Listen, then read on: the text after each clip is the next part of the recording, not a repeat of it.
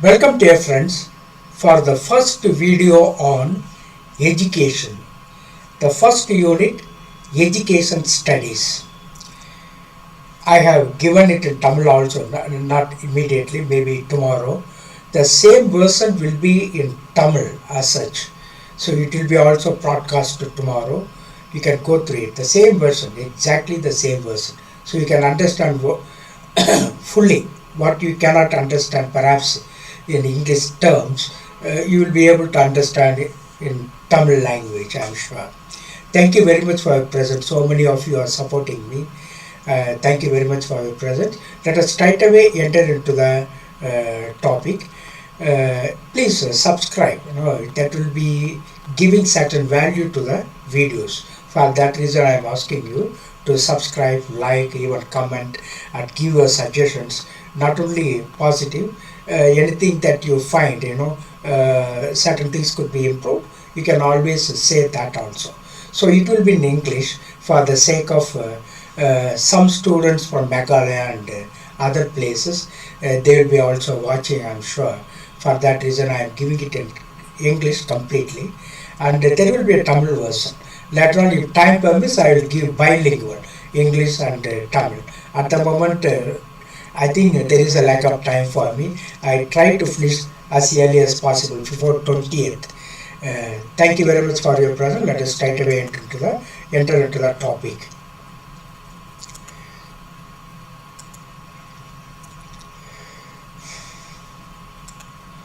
Dear friends, this is the syllabus, UNIT-1, Education Studies.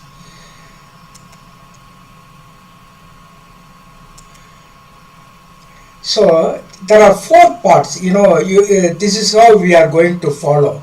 We are going to follow a particular system according to the syllabus.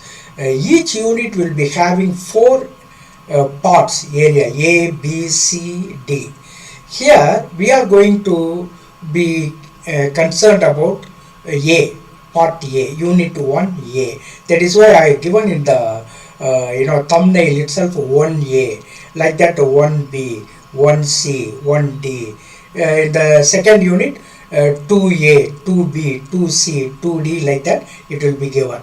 So each unit will be having 4 parts, so 4 videos will be there, so that you won't get bored.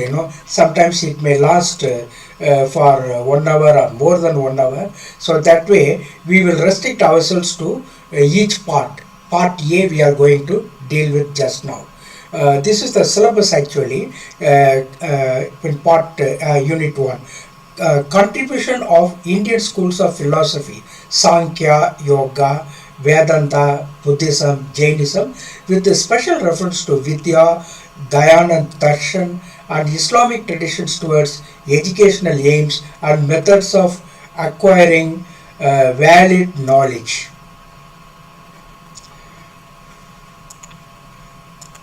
I think the sound is not there. Yes.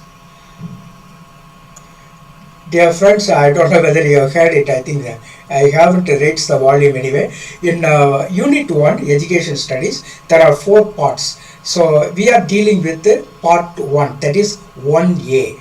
In 1A, we are having these topics, namely contribution of Indian schools of philosophy, Sankhya Yoga, Vedanta, Buddhism, Jainism, with a special reference to Vidya, Dhyan and Darshan, and Islamic tradition towards educational aims and methods of acquiring valid knowledge. So after in B we are having some education, the philosophical system. In C, sociology of education, and also social movement and other sociological insights will be there. In the 4th area part, we will be having the educational thinkers, their educational ideas, educational implications of their educational ideas. All these things we will be having in part D. Now we are restricting ourselves to 1A, that is ancient Indian education. Contribution of Indian schools of philosophy, Sankhya Yoga, Vedanta, Buddhism, Jainism. Actually Sankhya Yoga, we can add both, combine both, or even differently also we can say, but from Sankhya only yoga comes actually. So we will be seeing all these things later. So let us straight away enter into the topic. Samkhya philosophy. What is the meaning of Samkhya philosophy? Samkhya philosophy. Samkhya is one of the oldest and most influential philosophies in Indian thought. The term Samkhya means enumeration or number, engal, reflecting its method of categorizing and understanding reality. It explains the universe by dividing it into two fundamental components. That is why it is called number, no? Samkhya, knowledge. With the meaning of Samkhya is knowledge. Here enumeration number with regard to two categories. It explains the universe by dividing it into two fundamental components. Purusha, that is consciousness, in a way God. Prakriti, matter, we are all coming under this. Of course we have consciousness, but consciousness comes from Purusha. So that is the understanding here. Purusha and Prakriti, matter. Two components. We must understand this. Often questions are being asked. Purusha, full, complete consciousness. Prakriti, matter. It will have some consciousness, it will have its own desires, all these things. It comes under matter, Prakriti. We are all having that Prakriti, matter. Important ideas of Samkhya philosophy. See, dualism. It talks about dualism. Dualism means two ideas, two components of the reality. Two different components. That is called dualism. Sankhya distinguishes between Purusha and Prakriti. Purusha is pure consciousness, unchanging and passive. It just remains static, calm, quiet, serene, like God, almost it is God. So Prakriti is the material world, dynamic, ever growthful, active, composed of three gunas, qualities. Sattva, goodness, all goodness, sattva. ரொம்ப சாத்வியமாக இருக்கிறது அப்படின்னு சொல்லுவோம். So sattva, goodness, rajas, activity, tamas, inertia or lethargy. So there are three gunas. Based on that, all the human beings, the entire world, that material world exists according to this Samkhya philosophy. Then evolution of the universe.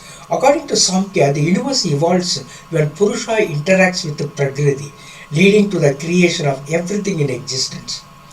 This includes intellect, buddhi, ego, ahamkara, and mind, manas. So the universe evolves when Purusha interacts with the Prakriti, and there is an interaction between these three. That is buddhi, that is intellect, ego, buddhi, ahamkara, and manas. Intellect, ego, and mind. So there is an interconnection or interaction between these three, and the Purusha interacts with the Prakriti in this state, in these three states of mind: buddhi, ego, buddhi, ahamkara, and manas. So this is how the evolution of the universe comes into existence. Then three gunas. All material things are made of a varying proportions of the three gunas. So all material things are having these three gunas at different degrees, at different levels perhaps. These qualities affect the behavior and characteristics of everything in the universe, including human beings. So three gunas, very important. It comes under Samkhya philosophy. Then liberation, moksha. The ultimate goal is to achieve liberation from the cycle of birth and death. This happens when an individual realizes the distinction between Purusha and Prakriti and attains self-awareness. This is called a liberation. See, we are experiencing a lot of confusion because we are having the material nature. This manas, ahamkara, buddhi, all are in its interplay, are all acting in any being in the world. and because of that sometimes we are unable to make a distinction or realize the distinction between Purusha, the ever calm state, maybe God, Purusha, and us human beings or any other being in the world, Prakriti. And only when we attain the self-awareness, there is a distinction between Purusha and Prakriti. Only when we try to reach Purusha, then it is a liberation.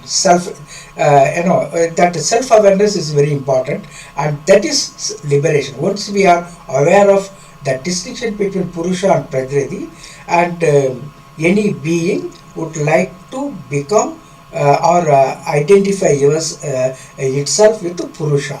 So that is liberation. So the ultimate goal is to achieve liberation from the cycle of birth and rebirth. That is birth and death. That is called liberation. Right. Educational implications of Samkhya philosophy. So holistic development. Education should aim for the holistic development of an individual, integrating physical, mental and spiritual growth, recognizing the interplay of Purusha and Prakriti. Then self-awareness and critical thinking. So I think you understand this holistic development. So education should aim for the all-rounded development of the students, physical, mental, spiritual, everything interplay in one's personality. So that is really recognizing the interplay of Purusha and Prakriti. So holistic development education should aim at. Then self-awareness and critical thinking. So the Samkhya philosophy clearly expects students to get this self-awareness and critical thinking, and then the schools or educational institutions should give students this type of self-awareness and critical thinking. Encouraging students to develop self-awareness and critical thinking helps them understand the nature of reality and their place in it. This aligns with the Samkhya goal of distinguishing between consciousness and matter. That is called character formation, and the students come to know what is good or bad, and what is noble life, what is great life, and where they should lead to in their future. That is Samkhya goal, distinguishing between consciousness and matter. Then balanced lifestyle. Incorporating the understanding of the three gunas can guide students to lead balanced lives, promoting well-being by recognizing the importance of harmony between sattva, rajas and tamas. The activity, calmness, activity and lethargy, sattva, rajas and tamas. So, we must promote one's well-being, the well-being of the students, by making them recognize the importance of harmony between sattva, rajas and tamas. So sattva means almost a light, one who is having some enlightenment. So that is called a balanced lifestyle. So we need to incorporate the understanding of the three gunas. That will help the students to lead balanced lives. Right. Then ethical and moral values. Samkhya emphasizes ethical living and moral values which can be integrated into the curriculum to nurture responsible and conscientious individuals. I hope you understand this. Moral being. In other words, students become moral beings. They know what is right, what is wrong, how their life should be noble, everything. So that way ethical and moral values Samkhya emphasizes in the educational institutions. It emphasizes ethical living and moral values. In summary, Samkhya philosophy provides a framework for understanding the universe and human existence, which can enrich educational practices by fostering all-rounded development, holistic development, self-awareness and balanced living. I hope you understand what is what. See, there are two distinct categories. That is what Purusha and Prakriti. Very important.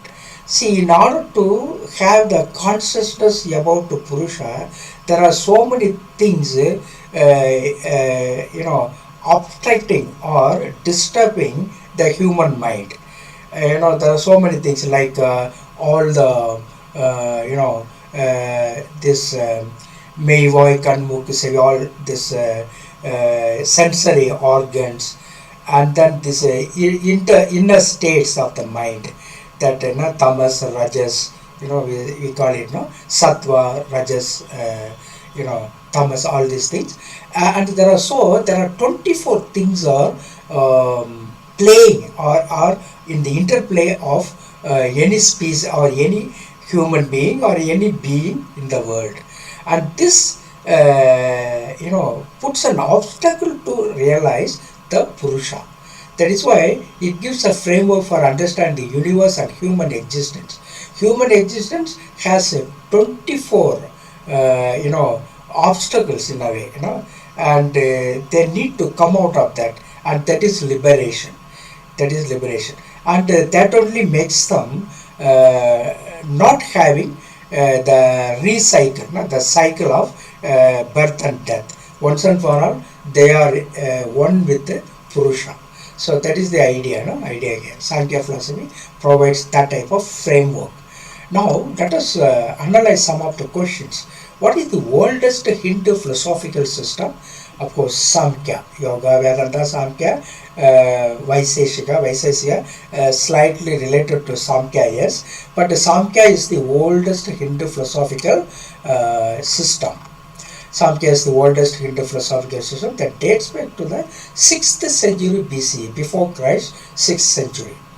Now, what does Samkhya philosophy teach about the relationship between the individual and the universal soul? The universal soul is Purusha, the perfect consciousness. The individual we, human beings perhaps. The individual is part of the universal soul. Is it true? The individual is separate from the universal soul. Is it true? The individual is connected to the universal soul. Is it true? The individual is independent of the universal soul. And which is the correct one? The individual is separate from the universal soul. They are not one and the same thing. So the consciousness or the realization of the distinction between the Purusha and Prakriti. In other words, the complete consciousness and the confused consciousness of human beings. So that way it is separate. The individual is separate from the universal soul. So according to Samkhya philosophy, the individual soul is separate from the universal soul, namely Purusha. Individual soul is Prakriti. The individual soul is responsible for its own liberation.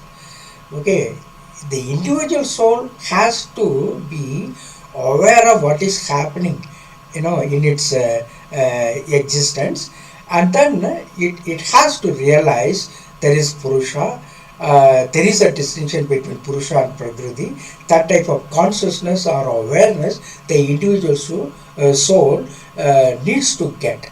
So the individual soul is responsible for its own liberation. What is the goal of Samkhya philosophy? To achieve liberation from suffering, to gain knowledge of the material world, to gain knowledge of the spiritual world, to create a perfect society. As we already said, to achieve liberation from suffering. What is that suffering? That is the cycle of birth and death. No? So to achieve liberation from suffering. The ultimate goal of Samkhya philosophy is to achieve liberation.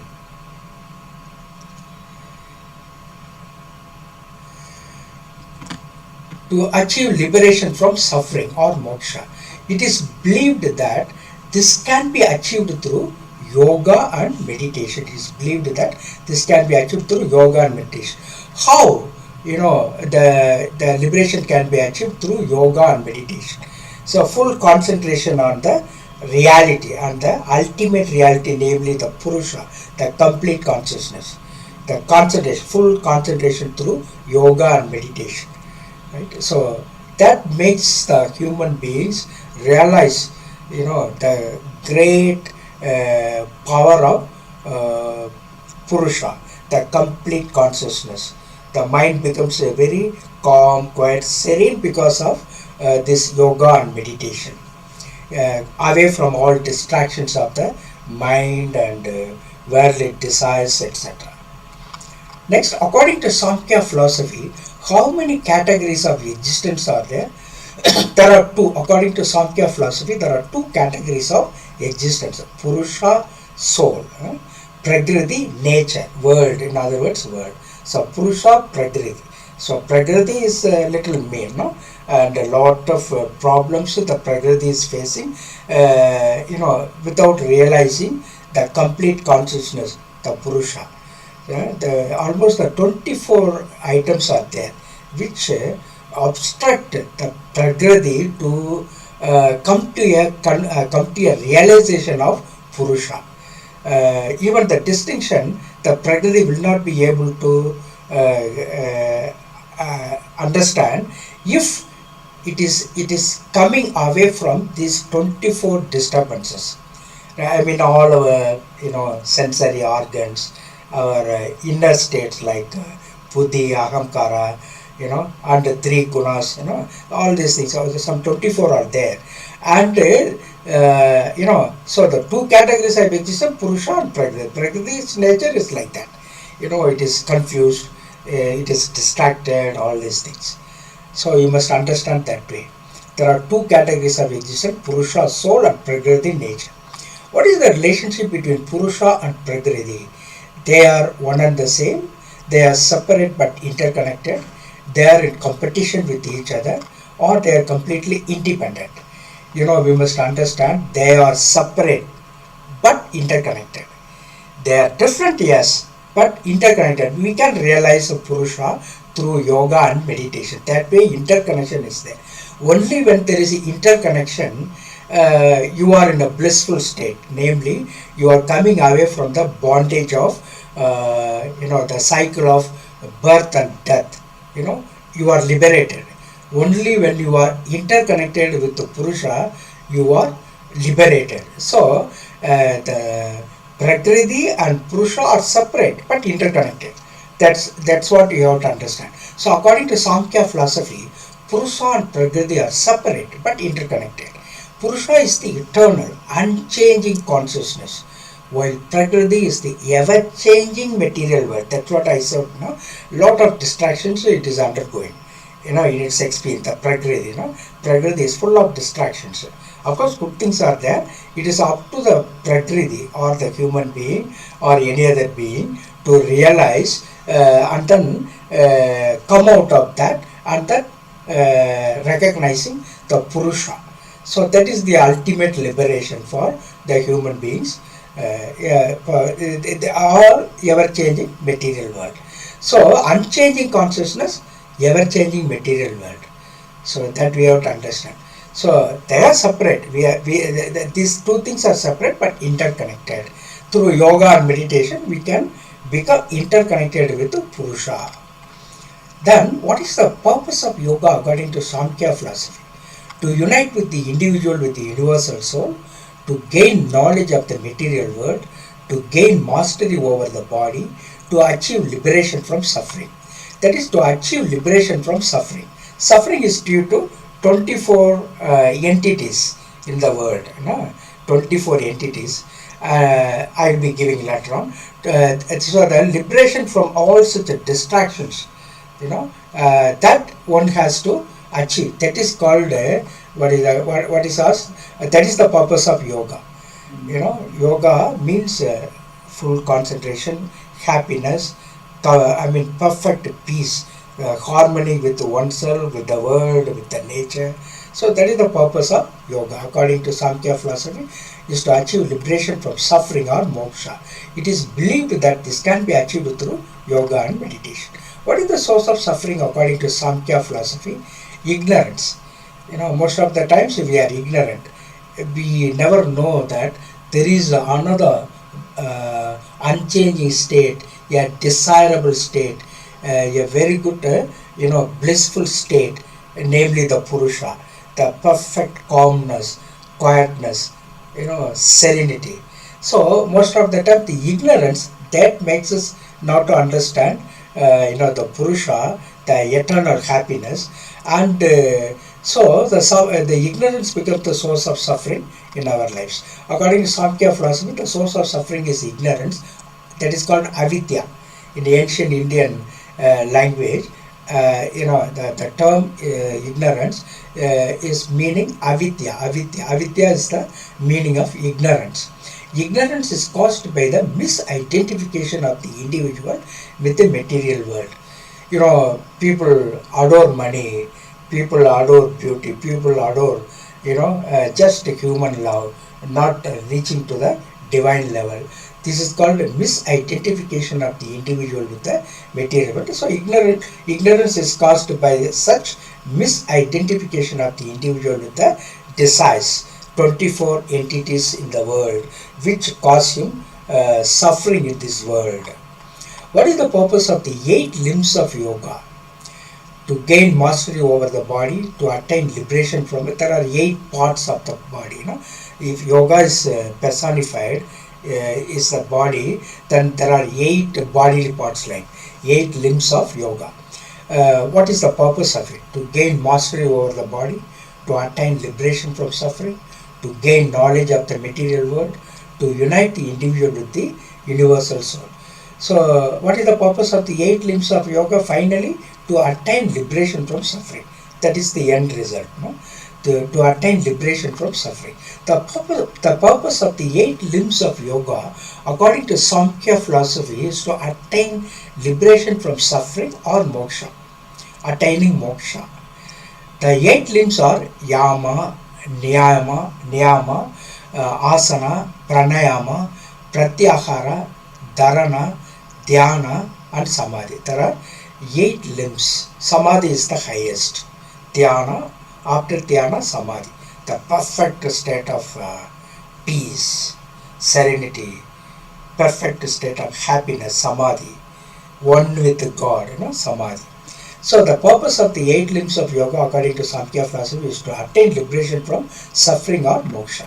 What is the meaning of the Sanskrit term Samkhya? Samkhya means knowledge. Very simple it is. It is not any other thing. Liberation, union, self-control. It is knowledge. The Sanskrit term Samkhya means knowledge. It is derived from the Sanskrit root word Sam, which means to know. So please understand this particular idea. Samkhya means knowledge. It is coming from the Sanskrit root Sam, which means to know.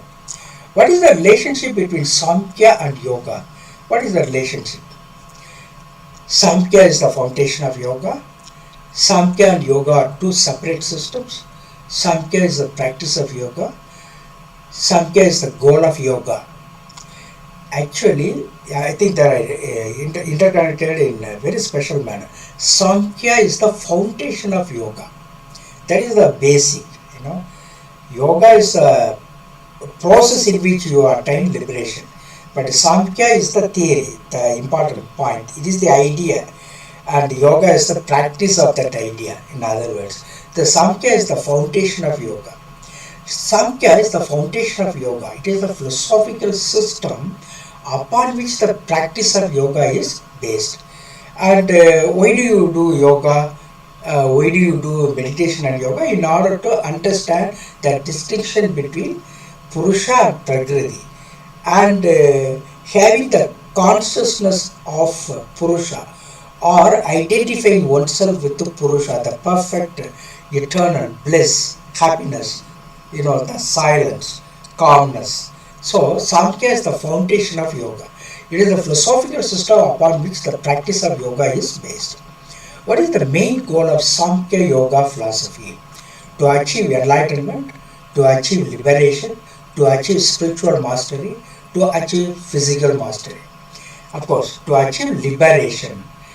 The ultimate goal of Samkhya yoga philosophy is to achieve liberation from the cycle of rebirth and death.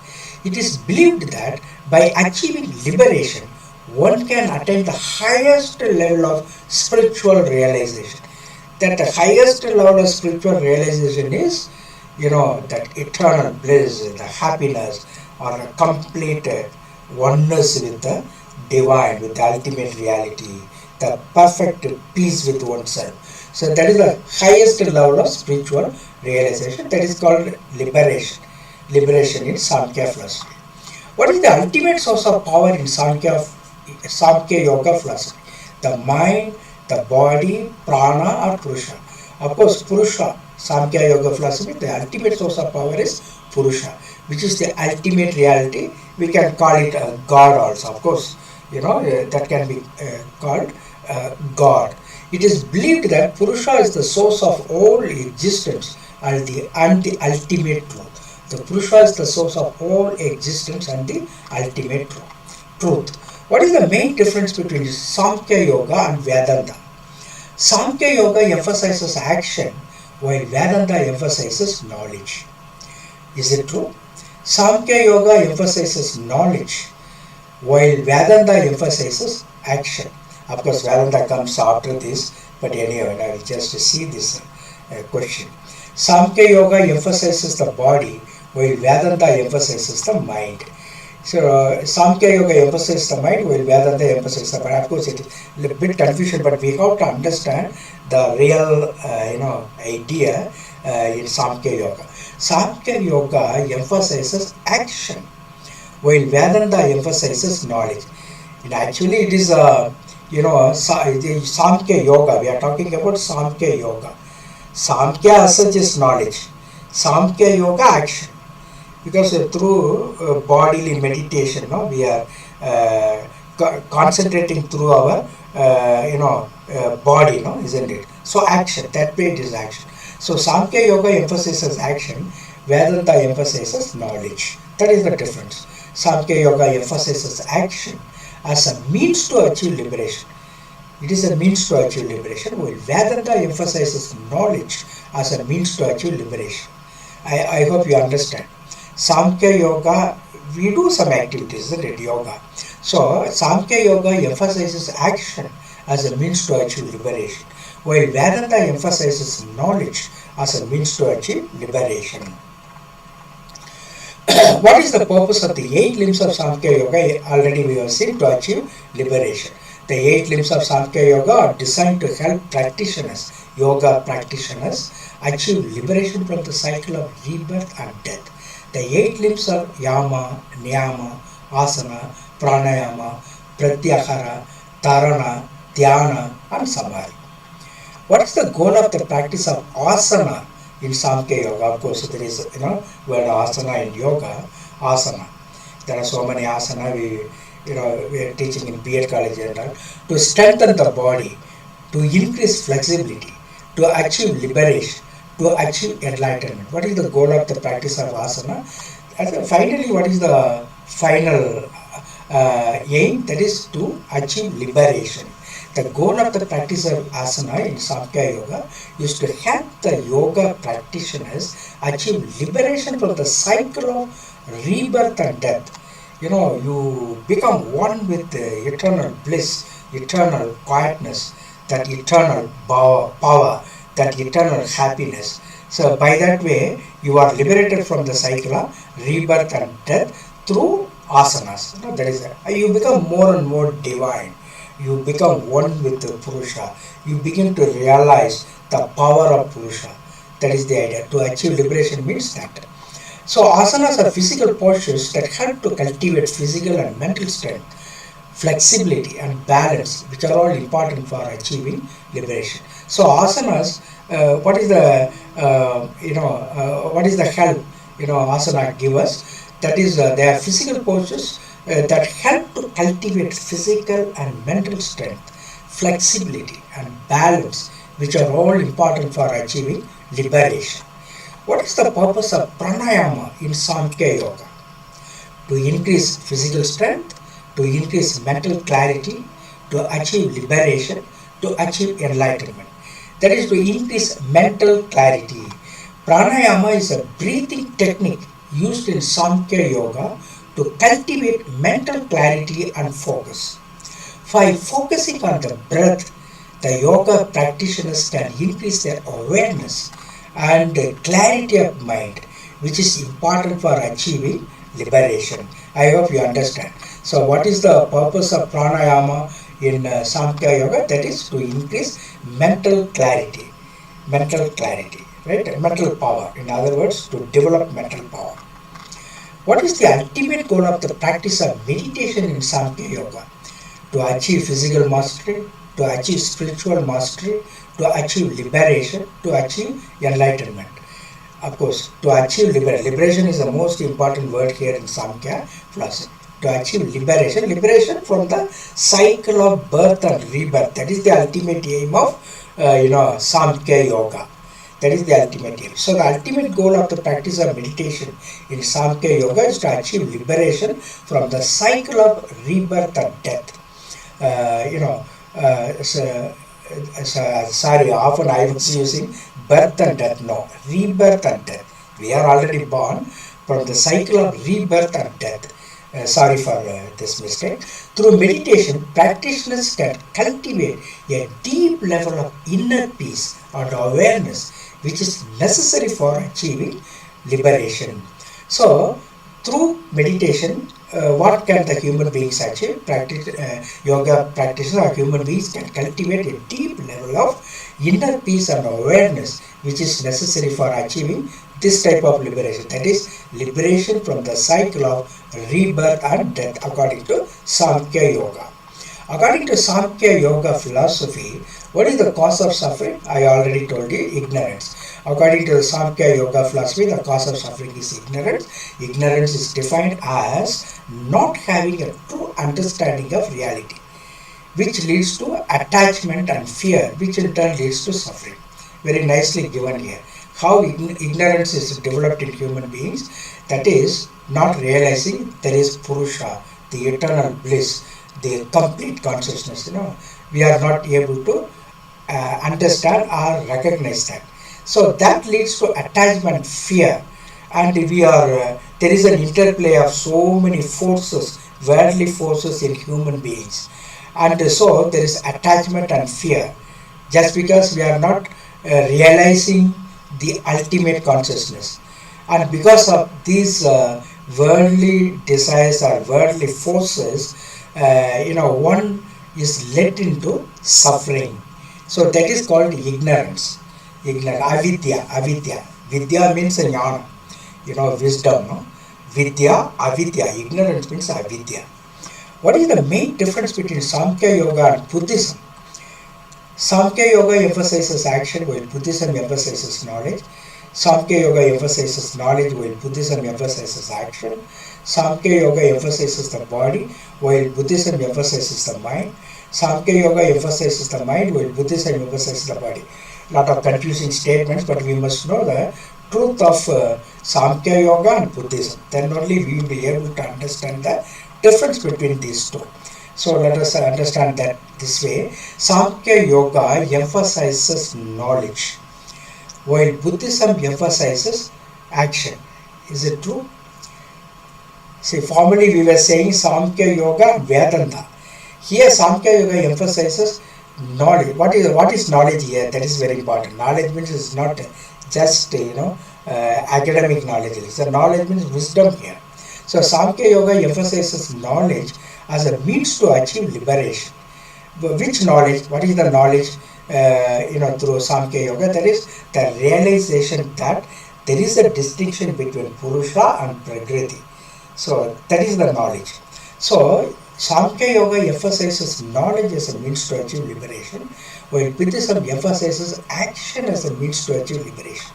The two philosophies have different approaches to achieving liberation, but ultimately they both aim towards the same goal.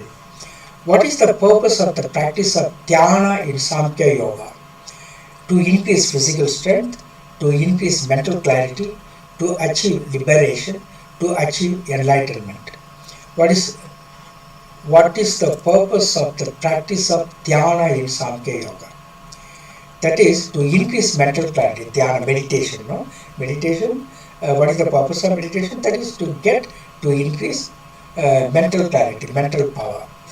Dear friends, we have finished this one, Samkhya Yoga. The most basic things, I already given you. What is liberation in Samkhya philosophy? What are the two reality? What is the ultimate reality? and what are the two categories of reality, that is Purusha and Prakriti. All these things are very important, and how to achieve liberation through Samkhya Yoga, namely meditation, yoga and meditation. And what is liberation actually in Samkhya Yoga? That is coming out of this cycle of, or being liberated from the cycle of rebirth and death. That is the ultimate liberation, according to Samkhya Yoga. Then now let us talk about Vedanta philosophy. It is given in the syllabus after this Samkhya Yoga. What is Vedanta philosophy? Vedanta is an ancient Indian philosophy based on the end portion of the Vedas. That is the end of Vedas, Vedanta. The end of the Vedas, the end portion of the Vedas, the oldest sacred text of Hinduism, Vedanta. The word Vedanta means the end of knowledge, or the culmination of the Vedas, the climax of the Vedas, the end of Vedas. So, the end of knowledge or the culmination of the Vedas. That is called Vedanta. The word Vedanta means the end of knowledge or the culmination of the Vedas. It focuses on understanding the ultimate reality and the nature of the self, ourselves. So, Vedanta focuses on the understanding of the ultimate reality and the nature of the self. Let us see what is the ultimate reality. The important ideas in Vedanta philosophy is first Brahman, that is the ultimate reality. They are Purusha. In Samkhya philosophy, we should not get confused with the terms. In Vedanta, the ultimate reality is Brahman. In Sankhya philosophy, the ultimate reality is Purusha. So don't get confused with these terms. In Samkhya philosophy, what are the terms involved? In Vedanta, what are the terms involved? We have to understand. We should not get confused between these two. So the important ideas of Vedanta philosophy is this: Brahman, the ultimate unchanging reality, often described as infinite consciousness or existence, infinite, endless consciousness, full consciousness, infinite. So there is no end for that consciousness. Consciousness is complete, in other words. Brahman, the infinite consciousness or existence. Everything in the universe is an expression of Brahman. Everything in the universe is an expression of a very important idea in Vedanta philosophy. Everything in the universe is an expression of Brahman. Nothing is outside of Brahman, exists in the world. Then Atman, the individual soul or self, which Vedanta teaches is identical with Brahman, because everything in the universe is an expression of Brahman means then Atman cannot become separate, isn't it? The individual soul or self, Vedanta teaches, is identical with the Brahman. Tattvamasi, Brahman is Atman, Atman is Brahman, so interconnected. Whereas they are disconnected, it is interconnected but separate. Samkhya philosophy, of course, it is also interconnected. It is interconnected, but only thing is separate. Whereas here it is not separate. The self and Brahman, the Atman and Brahman are one and the same thing. Tattvamasi. There is a famous term in Indian literature, Vedic literature, Tattvamasi. Aham, Ahame Brahman. That's the soul is Brahman, Atman. Atman is Brahman. Then the third thing is Maya, the illusion or ignorance that prevents us from seeing the true nature of reality due to the worldly desires, to the worldly entities. So that is Maya, the illusion or ignorance that prevents us from seeing the true nature of reality. It is the cause of suffering and confusion in life. The fourth one, karma. Another important idea here in Vedanta is karma, the law of cause and effect. Our actions influence our future experiences. Vinay Vidaitavan, Vinay Arupan, Tinay Vidaitavan, Tinay Arupan. The law of cause and effect. Our actions influence our future experiences. Good actions lead to positive outcomes and bad actions lead to negative ones. That is called karma vinay. Karma. karma action, karma vinay in Tamil we say that. So the law of cause and effect. So then the fifth one will be moksha. Liberation or freedom from the cycle of birth and rebirth, samsara, it is called as samsara. Liberation or freedom from the cycle of birth and rebirth, that is called samsara. It is achieved through self-realization and understanding the oneness of Atman and Brahman. So samsara is suffering actually. So liberation, freedom from the cycle of birth and rebirth, samsara. That is, the cycle of birth and rebirth is samsara. Actually, it is giving trouble. It is giving, suffering. So liberation is achieved through self-realization and understanding the oneness of Atman and Brahman. What are the educational implications of Vedanta philosophy? There is holistic education. Even there also we came across this holistic, all-round development of the student. Holistic education in all aspects, not only in intellect, in feelings, in actions, in attaining wisdom. So education should address the development of the whole person, intellectually, emotionally, spiritually, and physically. This aligns with the Vedanta's views of the interconnectedness of all aspects of life. Actually, Vedanta's view is that we get united with the divine also. Of course, we need worldly things in the purest form. At the same time, we must become godly also. That because we are interconnected with the Brahman. Nothing outside Brahman comes into existence according to Vedanta. There is always, each and everything in the world is an expression of Brahman according to Vedanta. So that way, holistic education assumes a lot of importance according to Vedanta philosophy. In education, we must have holistic education. Then self-knowledge. Encouraging students to seek self-knowledge and self-awareness is crucial. Understanding one's true nature, Atman, is considered the highest form of learning or attaining wisdom in a way, self-knowledge. Understanding one's own true nature, what is the strength or weakness, and where one is going, and how one can develop, that type of self-awareness. Understanding one's true nature, Atman, is considered the highest form of learning. Third one, moral education, emphasizing ethical values and moral behavior. The law of karma teaches the importance of good actions and their positive impact in life. So the law of karma teaches the importance of good actions. So be good. Always we used to write on the board and all in the schools. Be good. Always be good. So the importance of good actions and their positive impact. If there are good actions, there is a positive experience, a positive impact in life. That is moral education. And then it also implies inclusive curriculum. Vedanta also includes, in other words, implies inclusive curriculum. Incorporating diverse subjects and perspectives to reflect the idea that all knowledge and experiences are connected and contribute to understand the ultimate reality. We already said that Brahman, all the things in the world are the expressions of Brahman. If that is the case, inclusive curriculum. No one should be eliminated, no one should be neglected, everyone should be included. Man, nature, everything should be included, inclusive curriculum.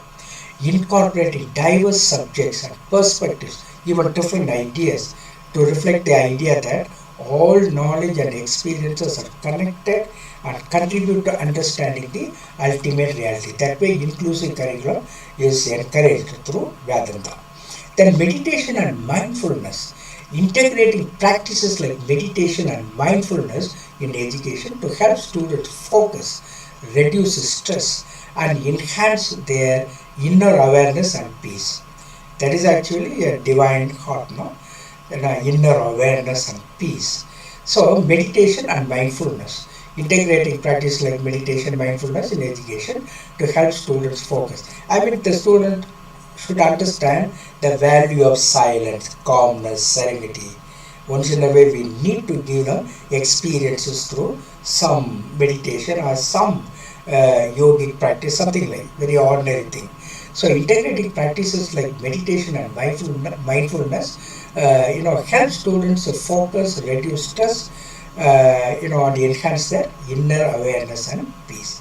So by integrating these principles, education can aim not just at intellectual growth, but also at fostering a deep sense of unity, purpose, and well-being in students. So there is a concluding remark we are saying that. Now let us analyze some questions. What is the primary text of Vedanta philosophy? Bhagavad Gita, Vedas, Upanishads, Mahabharata. What is the primary text of Vedanta philosophy? That is the Upanishads. What is the meaning of Upanishads? The Upanishads are a collection of texts that form the philosophical basis of Vedanta, exploring the nature of reality and the self. The Upanishads are a collection of texts that form the philosophical basis of Vedanta. In other words, it gives the commentary to Vedanta, the rituals, everything. So it gives a detailed guidance or guidelines for such Vedic rules, Vedanta. So it explores the reality, nature of reality and the self. So the Upanishads are a collection of texts that form the philosophical basis of Vedanta, the practical side of Vedanta. Or it explains the rituals or the Vedic principles, the Vedic mantras, all these things. The Upanishads explain. So it is a collection of texts like that. So Upanishads are a collection of texts. Which concept is in Vedanta represents the ultimate reality? Brahman, Atman, Maya, Karma. So which concept in Vedanta represents the ultimate reality? Of course, we already said it, Brahman. Brahman is the infinite, unchanging reality amidst and beyond the world, described in the Upanishads.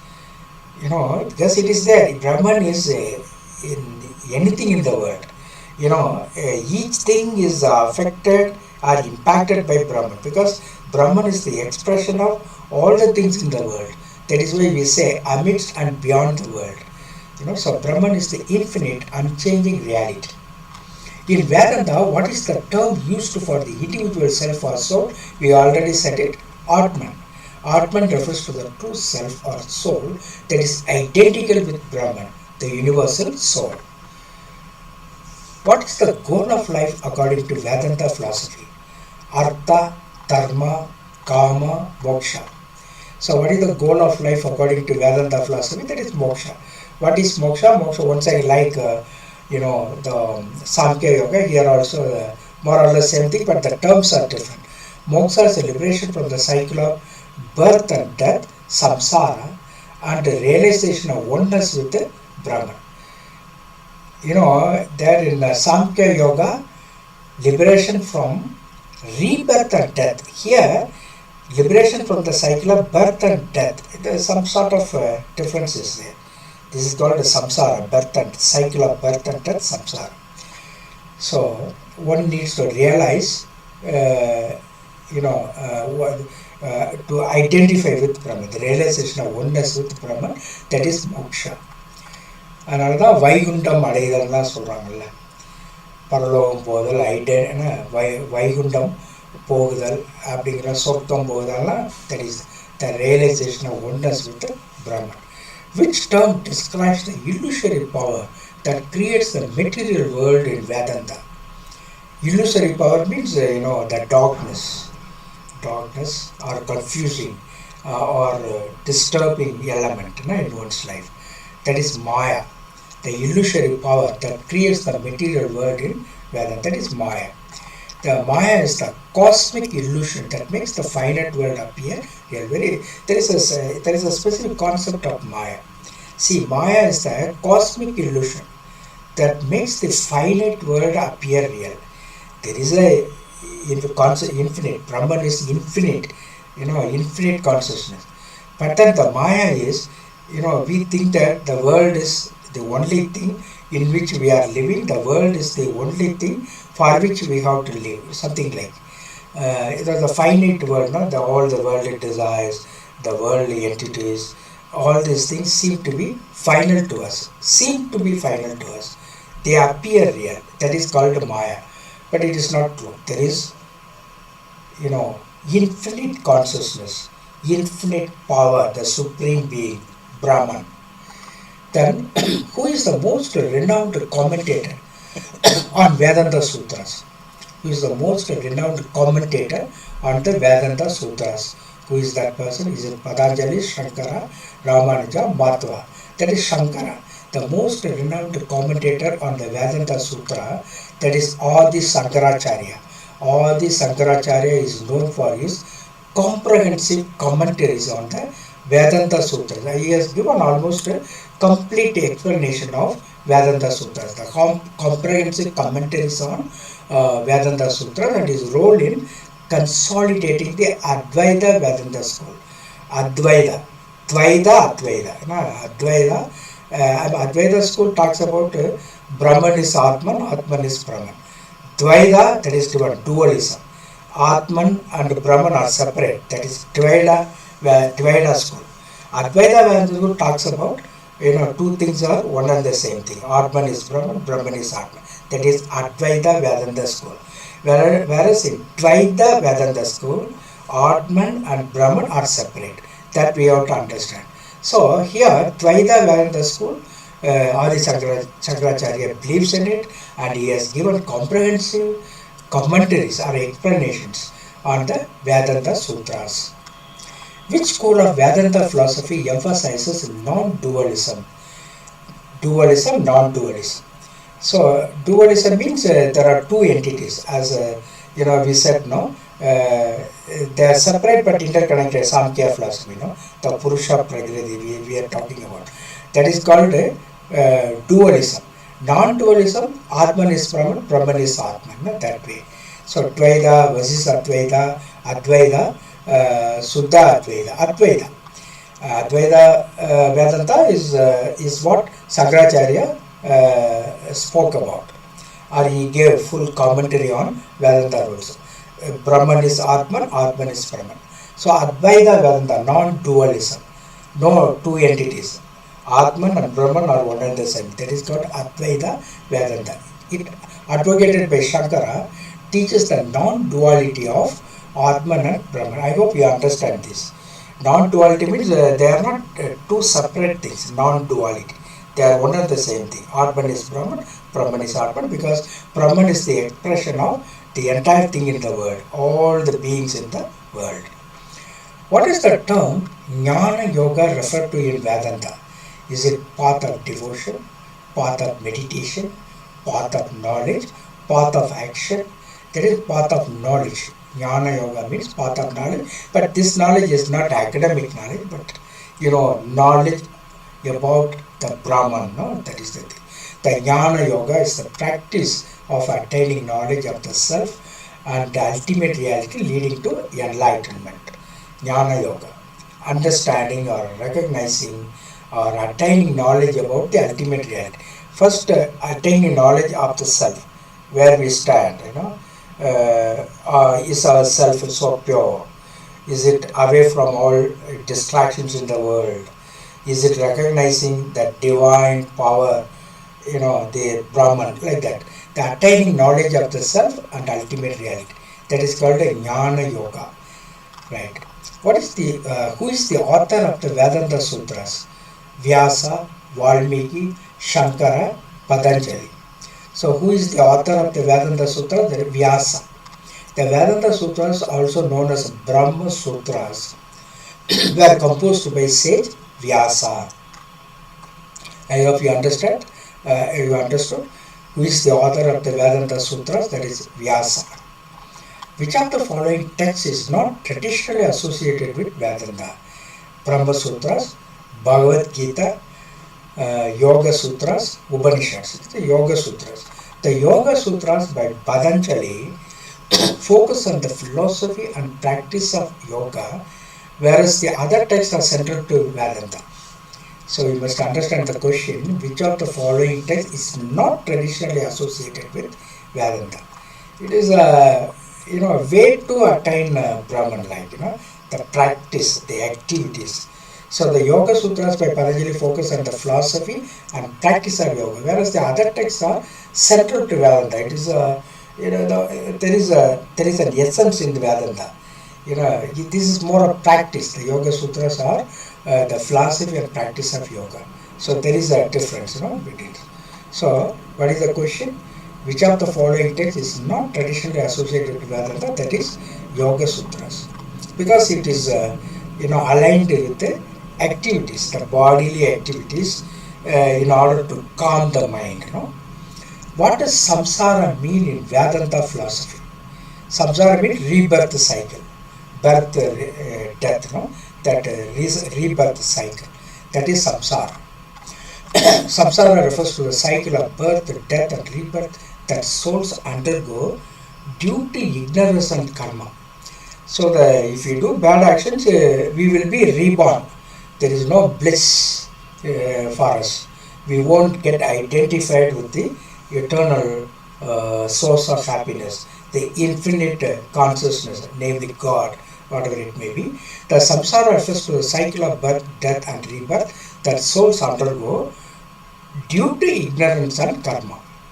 Maya means what? The world is the only thing that is important to us. We don't even think about other aspect. The reality, the ultimate reality. Everything we are able to live in the world, that's sufficient. That is called Maya. So worldly things. So that is called ignorance. In other words, Maya. Maya, ignorance. Karma means activities, our actions. If they are good, we are going to become one with the Brahman. If we are having only bad actions in life, of course, we are entering into birth, death, rebirth cycle. That is the understanding of Vedanta. The samsara means the cycle. Yes. What is the role of karma in Vedanta philosophy? Creative force, illusory power, ethical actions and their consequences, meditation practice. What is the role of karma in Vedanta philosophy? Ethical actions and their consequences. That's what good and bad. We are talking about good and bad karma, isn't it? So the ethical actions and their consequences. Karma in Vedanta is the law of cause and effect, where one's actions determine future outcomes. If there are good actions, you realize Brahman. If there are bad actions, you enter into the cycle of birth, death, rebirth, etc. Which Vedanta school teaches the concept of qualified non-dualism? That is, let us understand what it is. Vishishtadvaita. That's called qualified non-dualism. Non-dualism means Atman is Brahman, Brahman is also. What is that? Qualified non-dualism. Vishishtadvaita, propagated by Ramanuja, teaches that the soul and Brahman are distinct but inseparable. They are distinct, yes, but inseparable, more or less like Samkhya Yoga. No? They are distinct, separate, but inseparable. You cannot separate it. Distinct in a way, but inseparable. That's called qualified non-dualism. Very interesting to note this. Distinct but inseparable. Right? Forming a qualified non-dualism. That is called qualified non-dualism. That is Vishishtadvaita. That has been propagated by Ramanuja. It is very close to Samkhya Yoga. Right? Vishishtadvaita is much closer to Samkhya Yoga concept. In Vedanta, what is the practice of Bhakti Yoga? Path of knowledge, path of action, path of devotion, path of meditation. Path of devotion, yes. Bhakti Yoga means a path of devotion. Bhakti Yoga is a path of loving devotion to a personal God, leading to union with the divine. Which concept refers to the ultimate liberation and union with Brahman? That is moksha, isn't it? Dharma, moksha, artha, kama, that is moksha. Which concept refers to the ultimate liberation union with the Brahman? Moksha. Moksha is the state of liberation from the cycle of samsara and the realization of one's unity with Brahman. I hope you understood. The same idea is coming again and again in different forms in the questions. So if you know the basic facts, any number of questions you will be able to answer correctly. Who wrote the commentary on the Bhagavad Gita from the perspective of Advaita Vedanta? Of course, Advaita Vedanta means Atman is Brahman, Brahman is Atman, no? The oneness with God. Or God pervades in every being in the world. That is Advaita Vedanta. So, who wrote the commentary on the Bhagavad Gita? That is Shankara. We already said it. Advaita Vedanta very much linked with Adi Sankaracharya. He has given the comprehensive explanatory notes on Vedanta, Vedanta truths. So that way Shankara's commentary on the Bhagavad Gita is a key text in Advaita Vedanta, interpreting the Gita's teachings from a non-dualistic perspective. The Shankara's commentary on the Bhagavad Gita is the key text in Advaita Vedanta. What is Advaita Vedanta? No two things, non-dualism, Advaita Vedanta.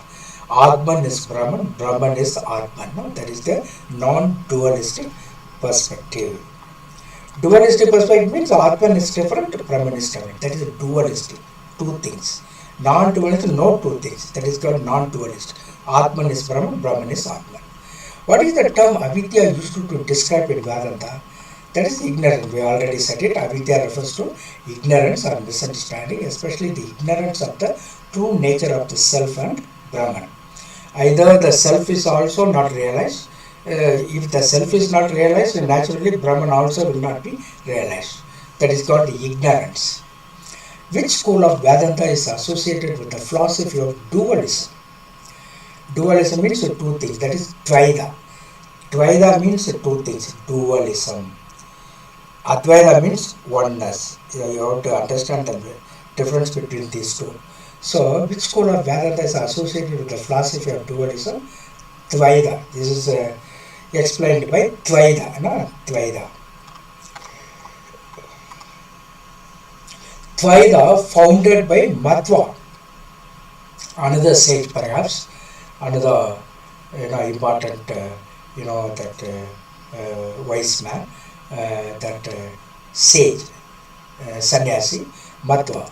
Dvaita founded by Madhva posits a dualistic interpretation of the relationship between the individual soul and God. In Vedanta, what is the term for the eternal unchanging soul? What is the term for the eternal unchanging soul? It is Atman, because Atman is Brahman, Brahman is Atman, means Atman is also the eternal unchanging soul that is ultimately identical with Brahman. But in the world, it all depends on the good actions. Through bhakti yoga, one has to realize the Atman is Brahman, Brahman is Atman. In other words, that divine power exists in our heart, in us, in our human beings. That realization is very important. The Atman is the eternal, unchanging self that is ultimately identical with Brahman. Which practice involves the contemplation of sacred text in Vedanta?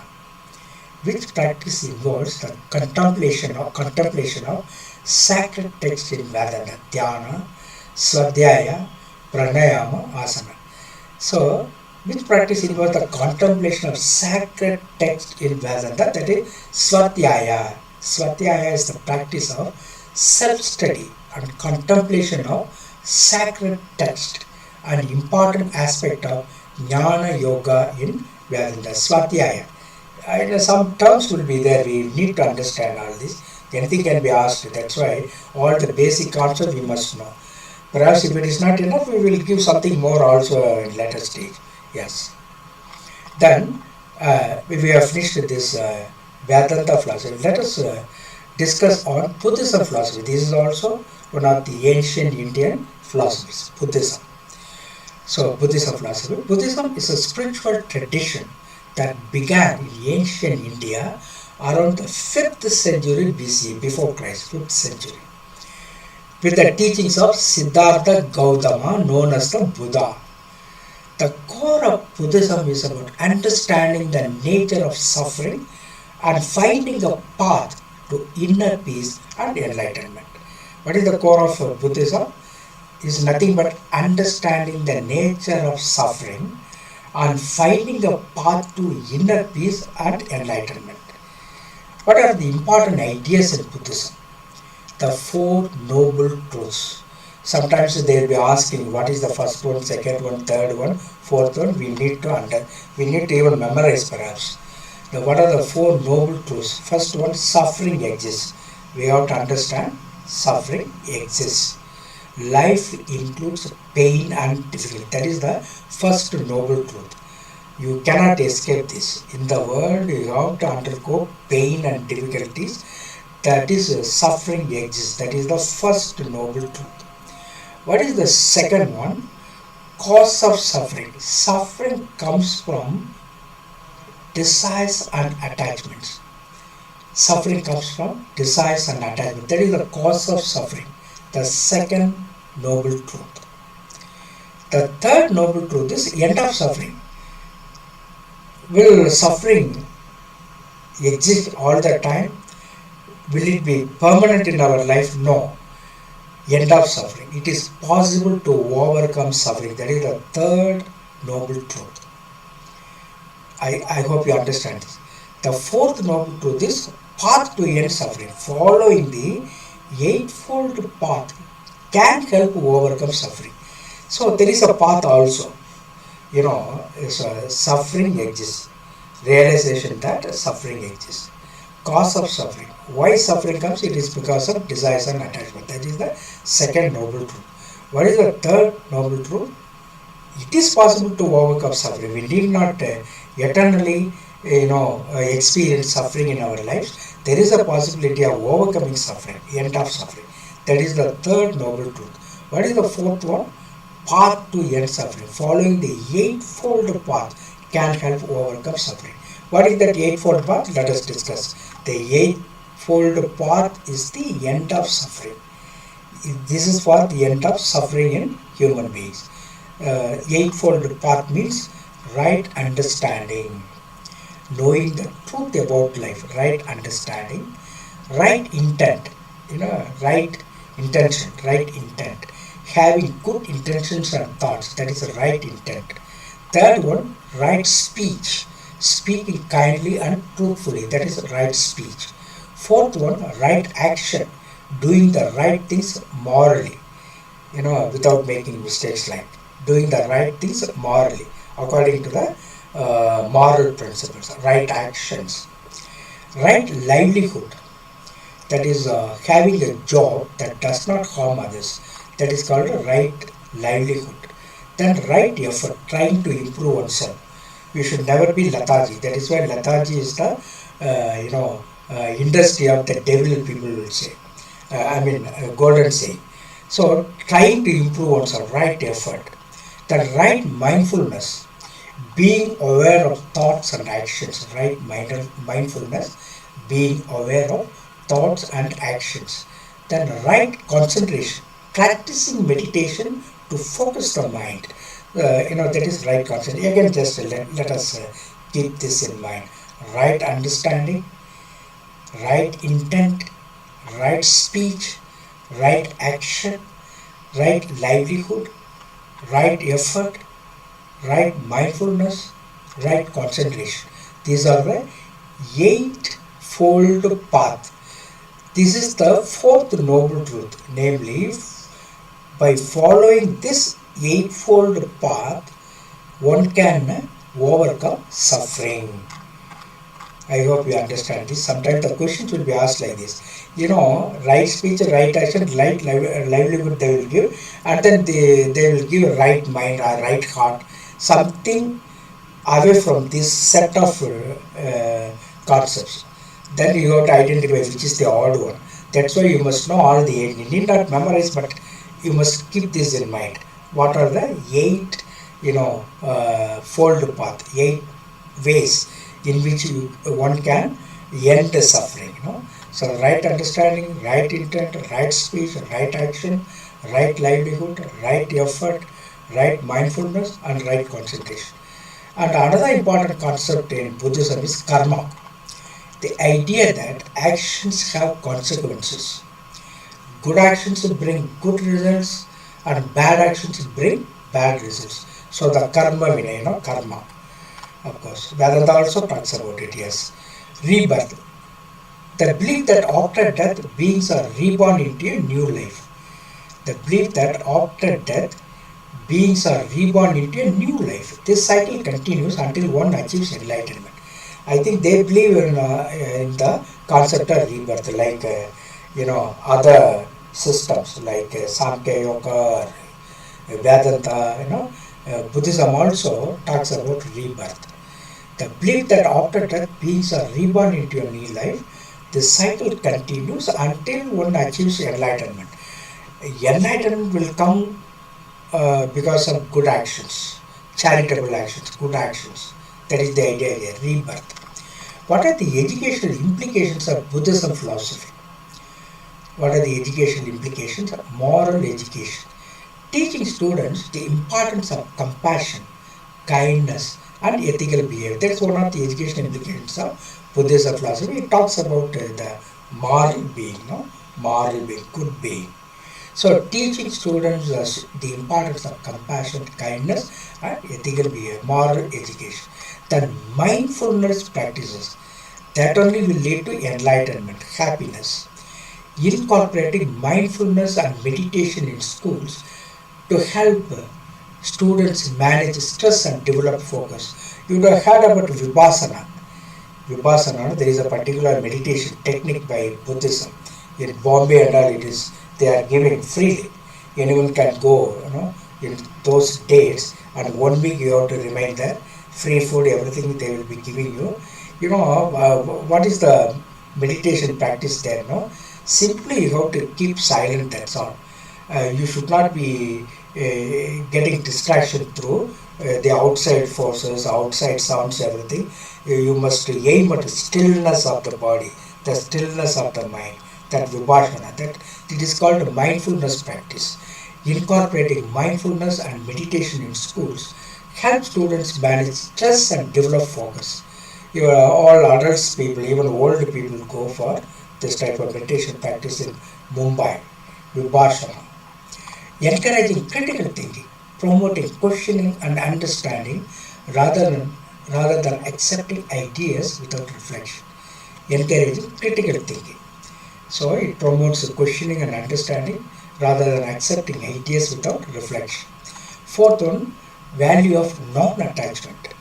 Helping students understand the importance of letting go of excessive desires and focusing on inner happiness. So helping students understand the importance of letting go of excessive desires and focusing on inner happiness. So that also has to be done. That's the educational implication through Buddhism. Buddhism implies that interconnectedness, teaching the concept that all beings are connected and emphasizing respect for all forms of life. So respect towards life, respect towards others, respect to all earthly things, that way, interconnectedness. Teaching the concept that all beings are connected and emphasizing respect for all forms of life. No one should be neglected, that is understand. By integrating these principles, education can not only impart knowledge but also foster a balanced, peaceful, and compassionate approach to life. I hope you understand. It's not mere knowledge, but a balanced, peaceful, compassionate heart in life.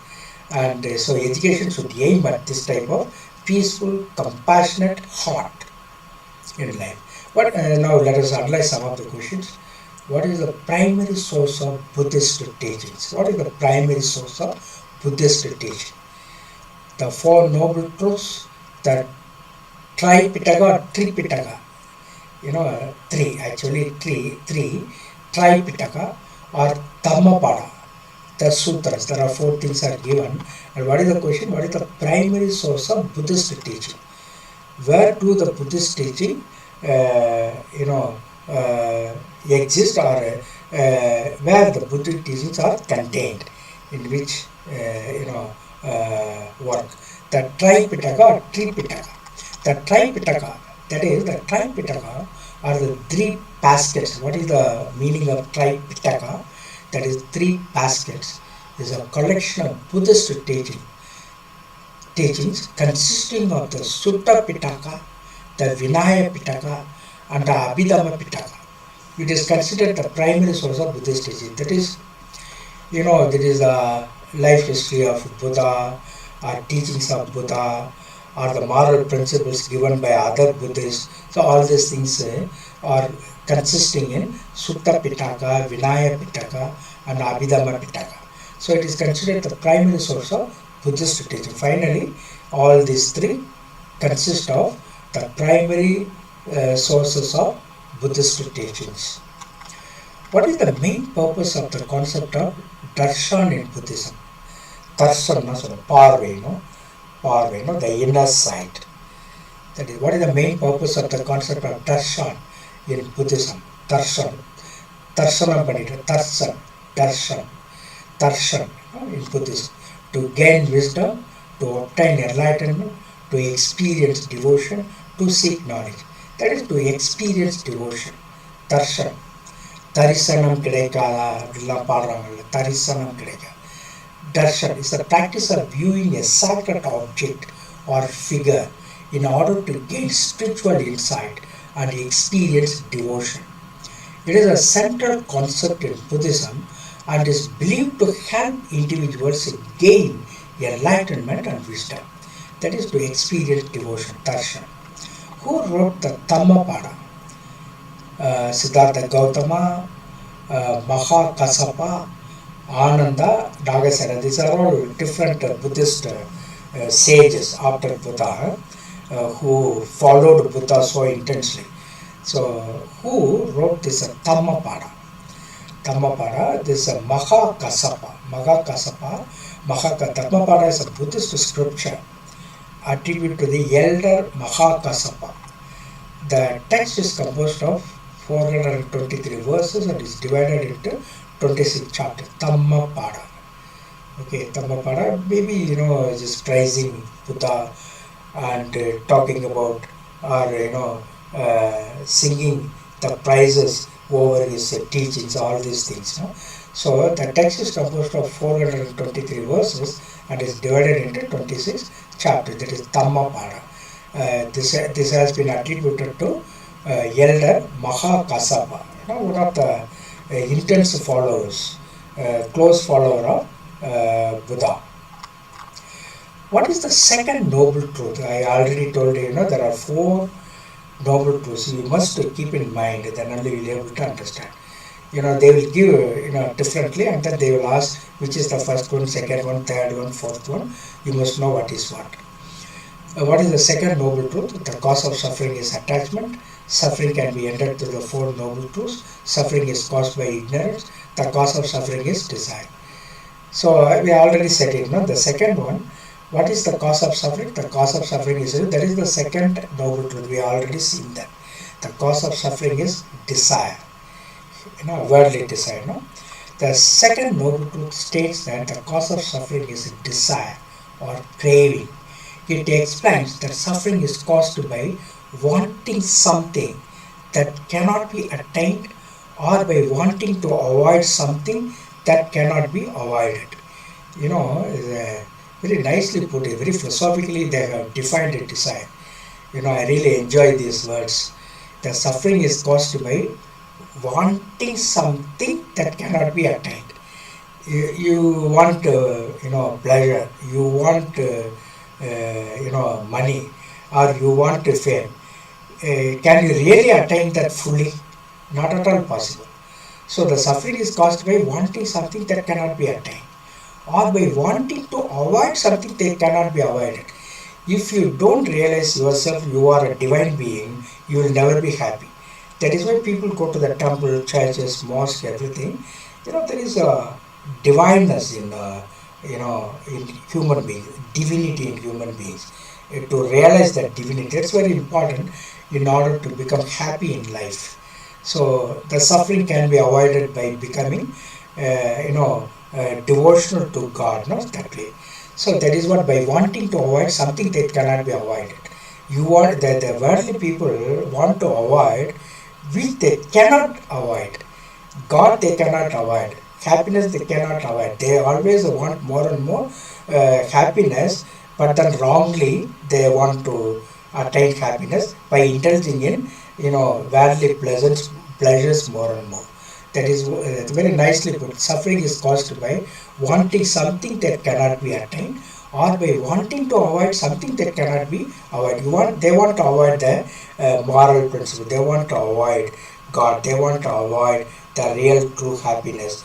They want to avoid suffering in life, horror, that type of thing. By wanting to avoid something that cannot be avoided. Especially God, that divine nature in human beings, they want to avoid, but they cannot do that. Without that, they cannot be happy. That is the idea. Then what is the third noble truth? The cause of suffering is attachment. Suffering can be ended through the four noble truths. The third noble truth, okay, just see. The cause of suffering is attachment. The suffering can be ended through the four noble truths. Suffering is caused by ignorance. What is the third one? The end of suffering is possible. Will the man be ever suffering at all in this world? Will the suffering end in one's human life? No, it can be end. The end of suffering is possible. The end of suffering is possible. The third noble truth states that the end of suffering is possible. It explains that suffering can be ended through following the eightfold path and living a life of wisdom and compassion. What is the purpose of the eightfold path? To obtain enlightenment, to end suffering, to gain knowledge, to experience devotion. That is to obtain enlightenment. That is the purpose of eightfold path. Enlightenment. Jnana Vilakam, they obtain enlightenment. The enlightenment is a specific word in Buddhism. What is liberation? Enlightenment, nirvana. To understand the full light, complete light, the enlightenment. The eightfold path is the path outlined by Siddhartha Gautama to obtain enlightenment. It consists of 8 practices that must be followed in order to reach enlightenment.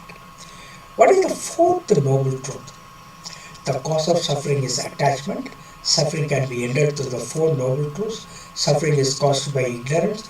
There is the path to the end of suffering. So I think the fourth one you will be able to guess. Suffering can be ended through the four noble truths. The fourth noble truth states that the path to the end of suffering is the eightfold path. It explains that following the eightfold path will help individuals to end suffering and obtain enlightenment. And here the suffering can be ended through the four noble truths, of course. The fourth noble truth, eightfold path. By following the eightfold path, one can attain enlightenment. What is the primary goal of Buddhist philosophy? Of course, primary goal is enlightenment. Enlightenment is a specific word in Buddhism. Buddhism. That is the main word in Buddhism. Enlightenment. The primary goal of Buddhist philosophy is to attain enlightenment. It is believed that enlightenment can be achieved by following the four noble truths and the eightfold path. Arivu Vilakam, Jnana Vilakam, enlightenment. What is the Vinaya Pitaka? Vinaya Pitaka means what? Sutta Pitaka, Vinaya Pitaka, Tamba Pitaka. A collection of Buddhist teaching. Vinaya Pitaka, is it true? A set of rules for Buddhist monks. A set of meditative practices, is it true? A set of rituals for lay people. So, what is Vinaya Pitaka? It is a set of rules for Buddhist monks. It is a set of rules for Buddhist monks. The Vinaya Pitaka is one of the 3 baskets of Buddhist teachings, and it is a set of rules and regulations for Buddhist monks. It outlines the rules and guidelines that must be followed by monks in order to reach enlightenment. So it is a set of rules for the monks. That is called Vinaya Pitaka. What is Abhidhamma Pitaka? A set of rules for lay people, a set of meditative practices. Lay people means ordinary people. A set of meditative practices, a set of rules for Buddhist monks, a collection of Buddhist teachings, which is the true meaning of Abhidhamma Pitaka. Abhidhamma Pitaka means a collection of Buddhist teachings. The Abhidhamma Pitaka is one of the three baskets of Buddhist teachings, Tripitaka, Tripitaka, Tripitaka, and it is a collection of teachings on topics such as philosophy, ethics, and psychology. It is considered to be a deeper and more philosophical exploration of the teachings found in the Sutta and Vinaya Pitakas. So many very good moral stories from Buddhism. I think it is if you just enter into the YouTube, just to put Buddhist stories from Buddha, they will explain with the pictures and all ways. I think it will be very helpful for our lives also. When I taught Buddhism last year in Loyola College, Williamnagar, Meghalaya, I used to show all those things. I used to give those videos and explain that the stories and all students will be watching, and then they will be narrating it afterwards. So the Abhidhamma Pitaka is one of the three baskets of Buddhist teaching. It is a collection of teachings on topics such as philosophy, ethics, and psychology. So it is all the teachings of Buddha is found in Sutta and Vinaya Pitakas.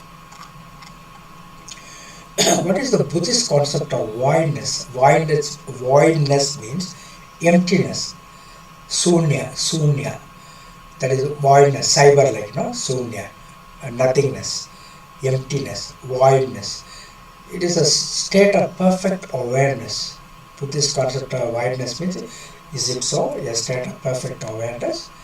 Is it the absence of all physical phenomena? Is it the realization that nothing has inherent existence? Or a state of unity with the universe? Voidness means emptiness. That is the third one. Just see the third one. The realization that nothing has inherent existence. Nothing has inherent existence. Everyone comes and goes. Uritha Vengayan, the peeled onion.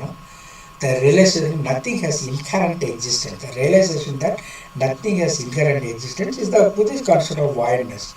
That's why you should be helping people, you should be charitable, you should be loving the humanity, nature, all these things come because of this. Otherwise, only the mere existence will lead to emptiness in one's life. That is the idea given by Buddhist concept of voidness. The realization that nothing has inherent existence. Right. The Buddhist concept of voidness is the understanding that nothing has an inherent existence and that everything is composed of interdependent parts. The concept is sometimes referred to as emptiness or non-attachment. Emptiness or non-attachment. So don't be attached with anything. Come away from that desires. Be an enlightened person to love the humanity, nature, that way, cosmos. So the Buddhist concept of voidness is nothing but emptiness or non-attachment, not having any desire, non-attachment. Then what is the goal of meditation in Buddhist philosophy? To reach an enlightened state, to cultivate a sense of inner peace, to gain knowledge of the universe, to attain nirvana. That is to attain nirvana. There is a famous concept in Buddhist philosophy. To attain nirvana. What is the meaning of that? The goal of meditation in Buddhist philosophy is to attain nirvana, which is a state of perfect peace and freedom from suffering. Nirvana means perfect peace and freedom from suffering. So this concept of nirvana in Buddhism, has the meaning perfect peace and freedom from suffering. It is a state of perfect peace and freedom from suffering that is called nirvana. Through this principle, through this practice of meditation, practitioners strive to develop a deep understanding of the true nature of reality and to be liberated from the cycle of rebirth and suffering. What are the four noble truths in Buddhism? Very interesting. Like that, sometimes they will confuse you with different words. You must be sure about it. What are the four noble truths? Once you know it, once and for all, then we will not be distracted from any such confusing words. Different words they will be giving. What are the four noble truths? Just to see the C1, suffering. There is suffering. Cessation of suffering. There is a suffering can end. Suffering will not be continuing. There is an end for suffering. The path to cessation. There is a path to the end of suffering.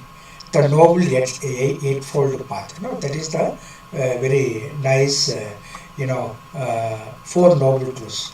Right? It is given in different words. That's all. Cessation means the end of suffering. Suffering exists. There is an end of suffering. There is a way to end the suffering. And what is the way to end the suffering? The noble eightfold path.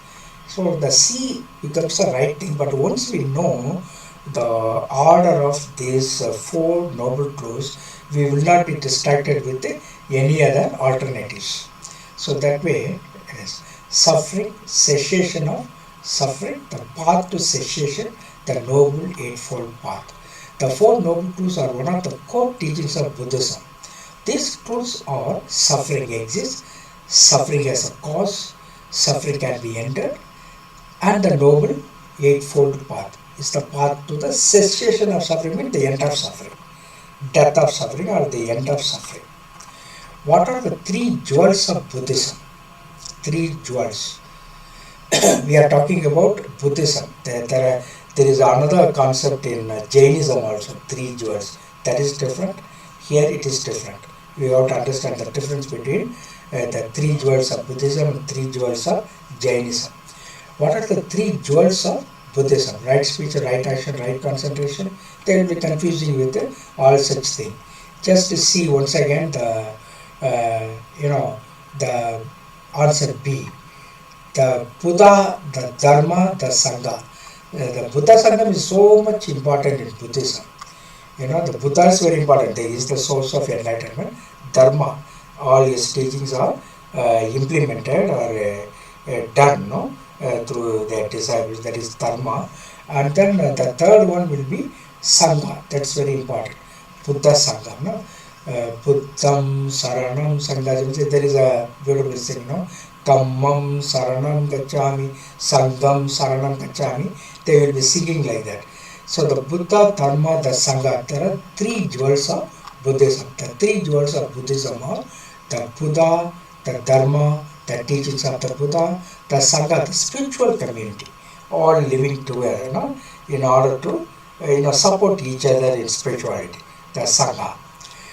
These three things are considered to be of the utmost importance for Buddhist practitioners and are often used as a source of guidance and inspiration. I hope you understand this. So three jewels means the Buddha, the Dharma, the Sangha. What is the purpose of the Noble Eightfold Path? To cultivate compassion and wisdom, to gain insight into the Buddhist teaching, to end the cycle of suffering and rebirth, to attain enlightenment. What is the ultimate purpose?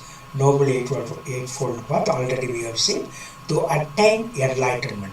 The Noble Eightfold Path is the fourth of the four noble truths in Buddhism. It is a system of ethics and principles which, when followed, can lead to enlightenment. The Noble Eightfold Path consists of right view, right intention, right speech, right action, right livelihood, right effort, right mindfulness, and right concentration. So, Eightfold Path consists of all the right view, right intention. Already we have seen this. Please go through it again. Understand, keep it in mind. The Eightfold Path consists of right view, right intention, right speech, right action. Sorry for the interruption, some technical problem looks like.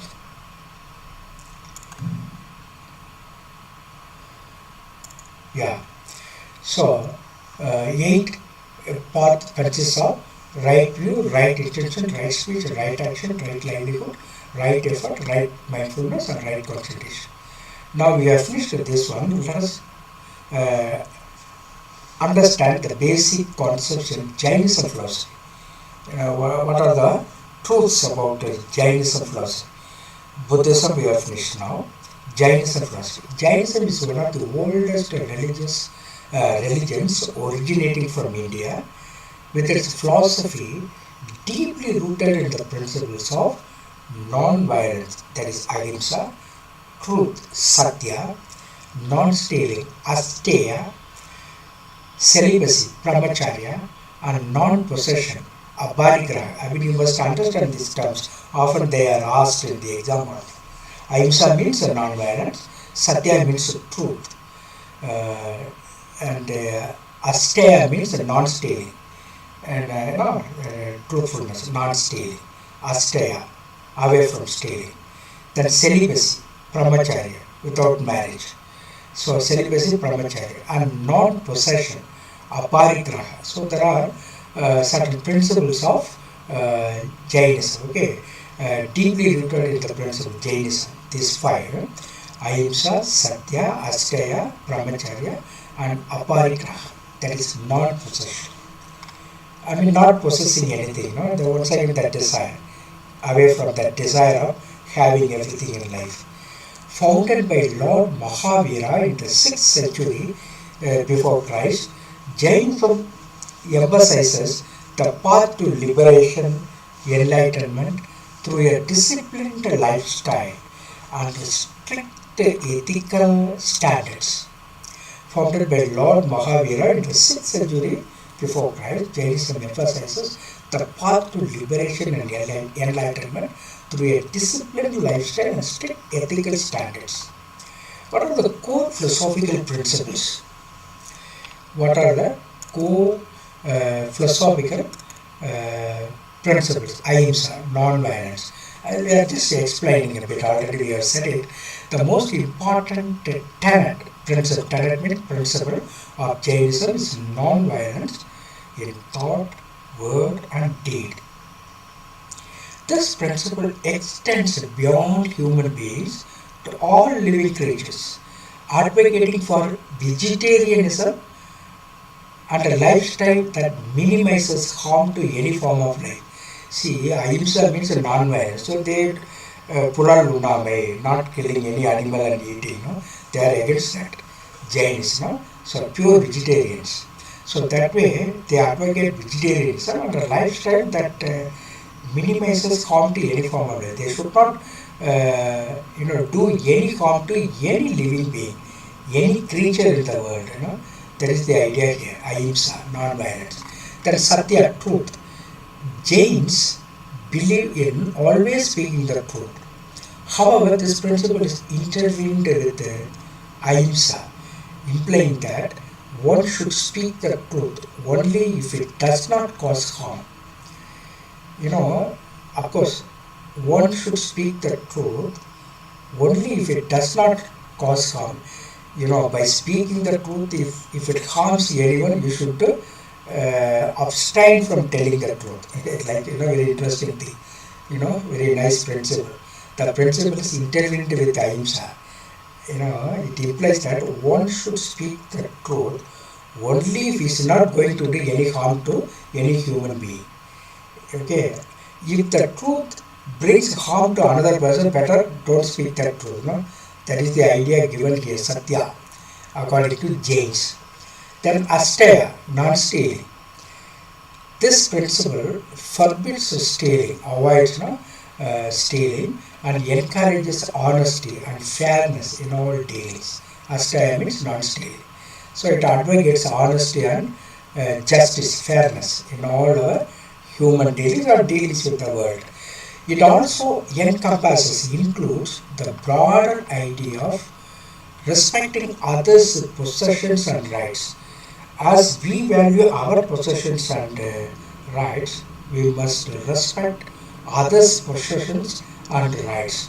So that is the idea of asteya, non-stealing. Non-stealing, not mere not taking the things from others, something more than that. A beautiful concept, asteya. It talks about respecting others' possession and rights as we respect our own possessions and rights. So other-centeredness, in other words, very interesting thing. Astaya, non-stealing. Then brahmacharya, celibacy. For monks and nuns, this means complete celibacy, while for lay people, it translates to chastity and fidelity within marriage. Brahmacharya celibacy. For monks, okay. What about ordinary people? They can marry, yes, but then they have to be loyal to each other. Fidelity is a must. No chance of going away from husband or wife, something like.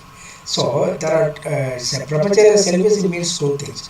For monks, it's complete celibacy away from marriage. For lay people, it translates to chastity and fidelity within marriage.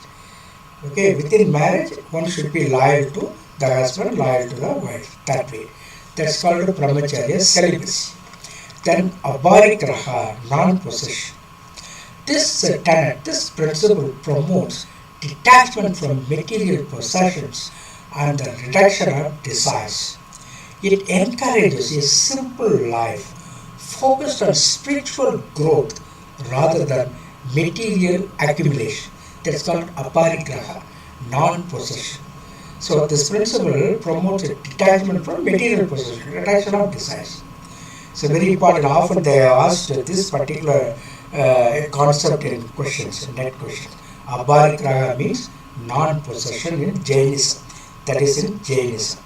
What are the types of Jainism? Jainism is divided mainly into two branches rather. Digambara and Svedambara. Digambara, Svedambara.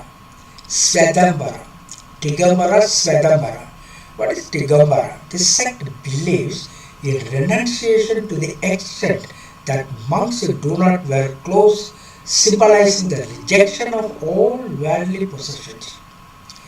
So, monks do not wear clothes. This sect, Digambara, naked people, even if you wear clothes, you may even kill some minute or some micro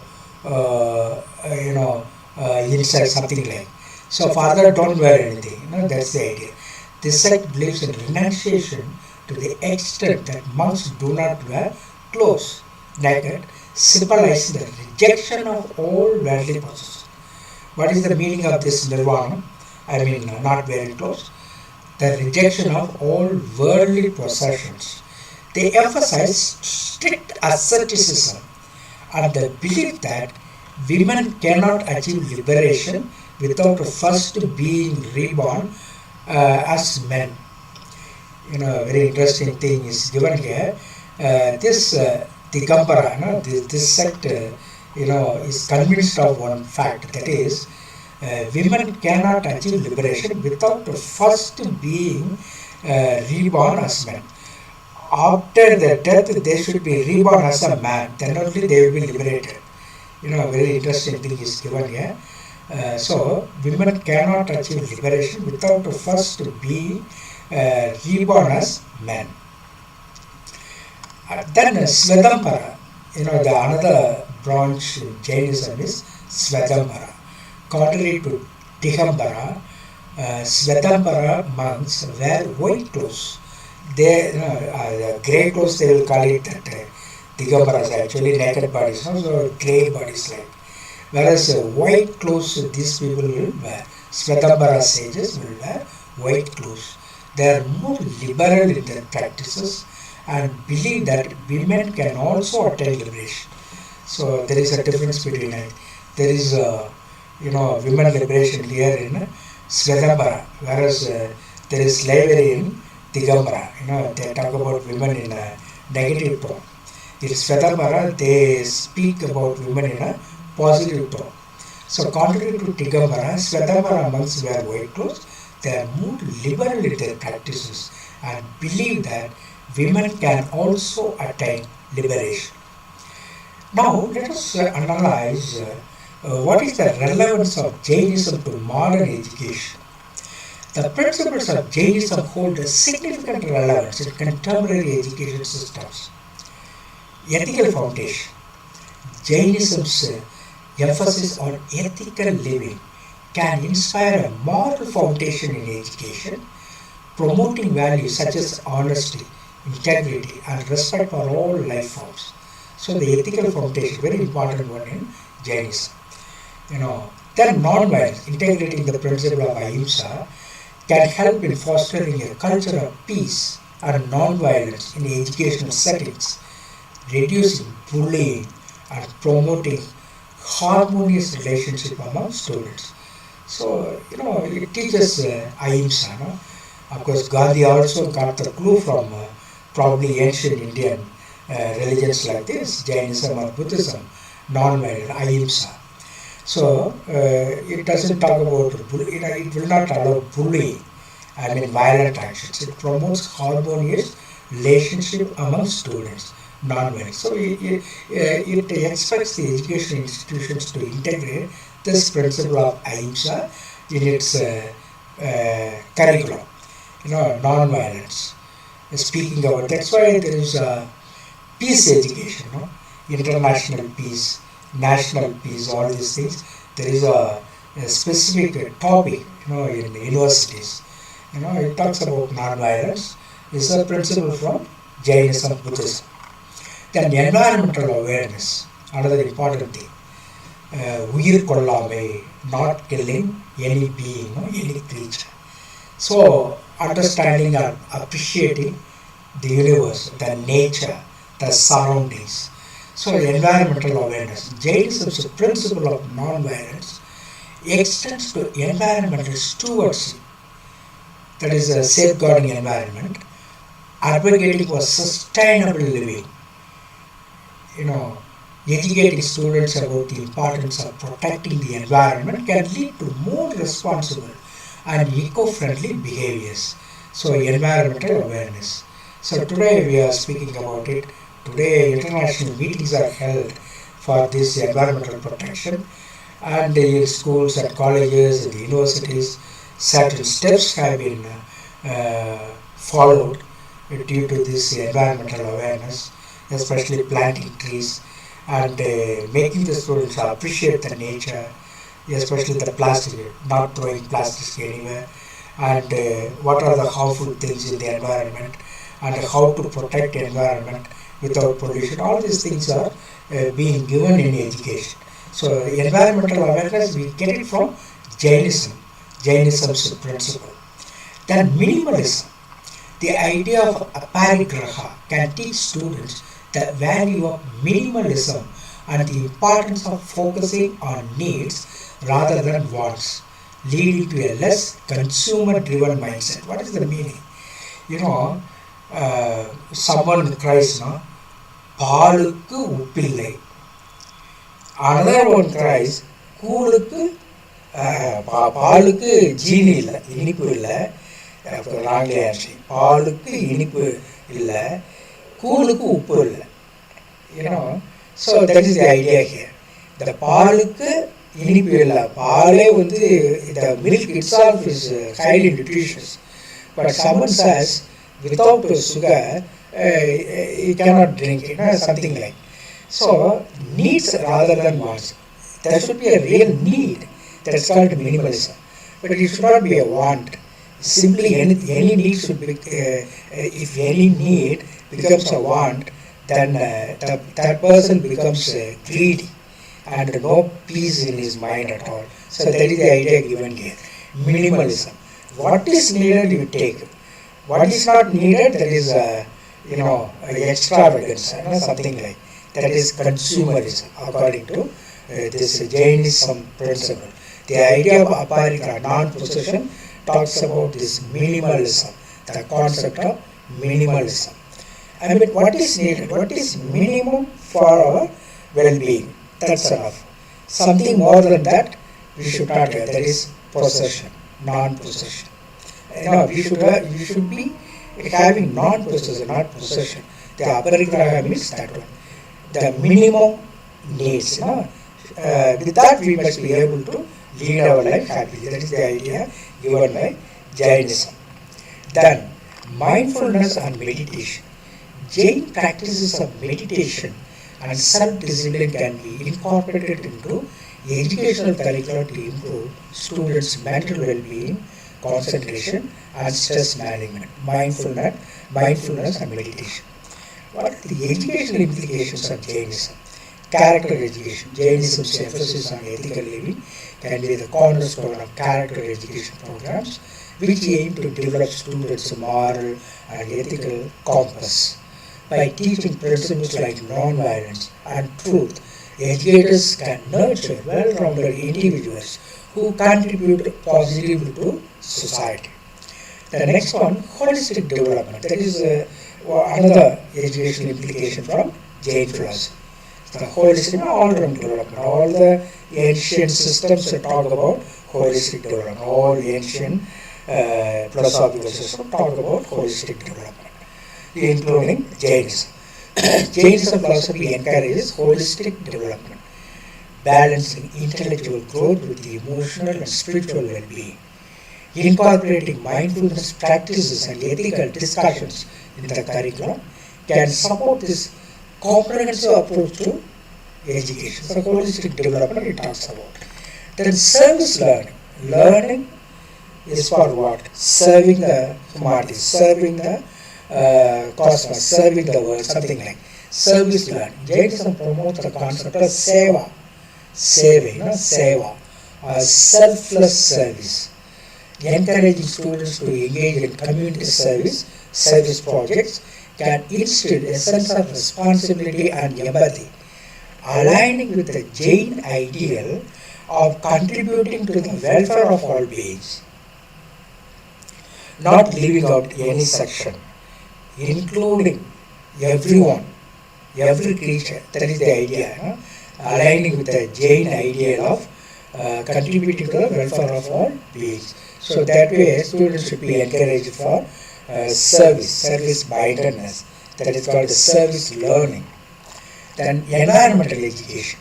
With a strong emphasis on non-violence towards nature, Jainism can influence environmental education, promoting sustainable practices and respect for all forms of life. This can lead to the development of eco-conscious citizens who prioritize the health of the planet. That is environmental education. The entire world should be safeguarded, should be appreciated. That type of environmental education should be given according to Jainism. So Jainism, impacts on modern education like this. It indirectly induces, the educational institutions to give environmental education. Then conflict resolution. The principle of ahimsa can be utilized in conflict resolution strategies within schools. Teaching students non-violent communication and peaceful conflict resolution can create a safer and more supportive learning environment. Conflict resolution. Muranbadu Tirthal. That's the idea in Tamil. Then value-based curriculum.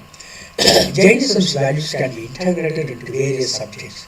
For example, literature can include stories and texts that reflect Jain values, while social studies can explore the impact of Jain philosophy on Indian culture and history. So value-based curriculum. Then critical thinking and discernment. The Jain practice of anuvratas, small vows, anuvrata,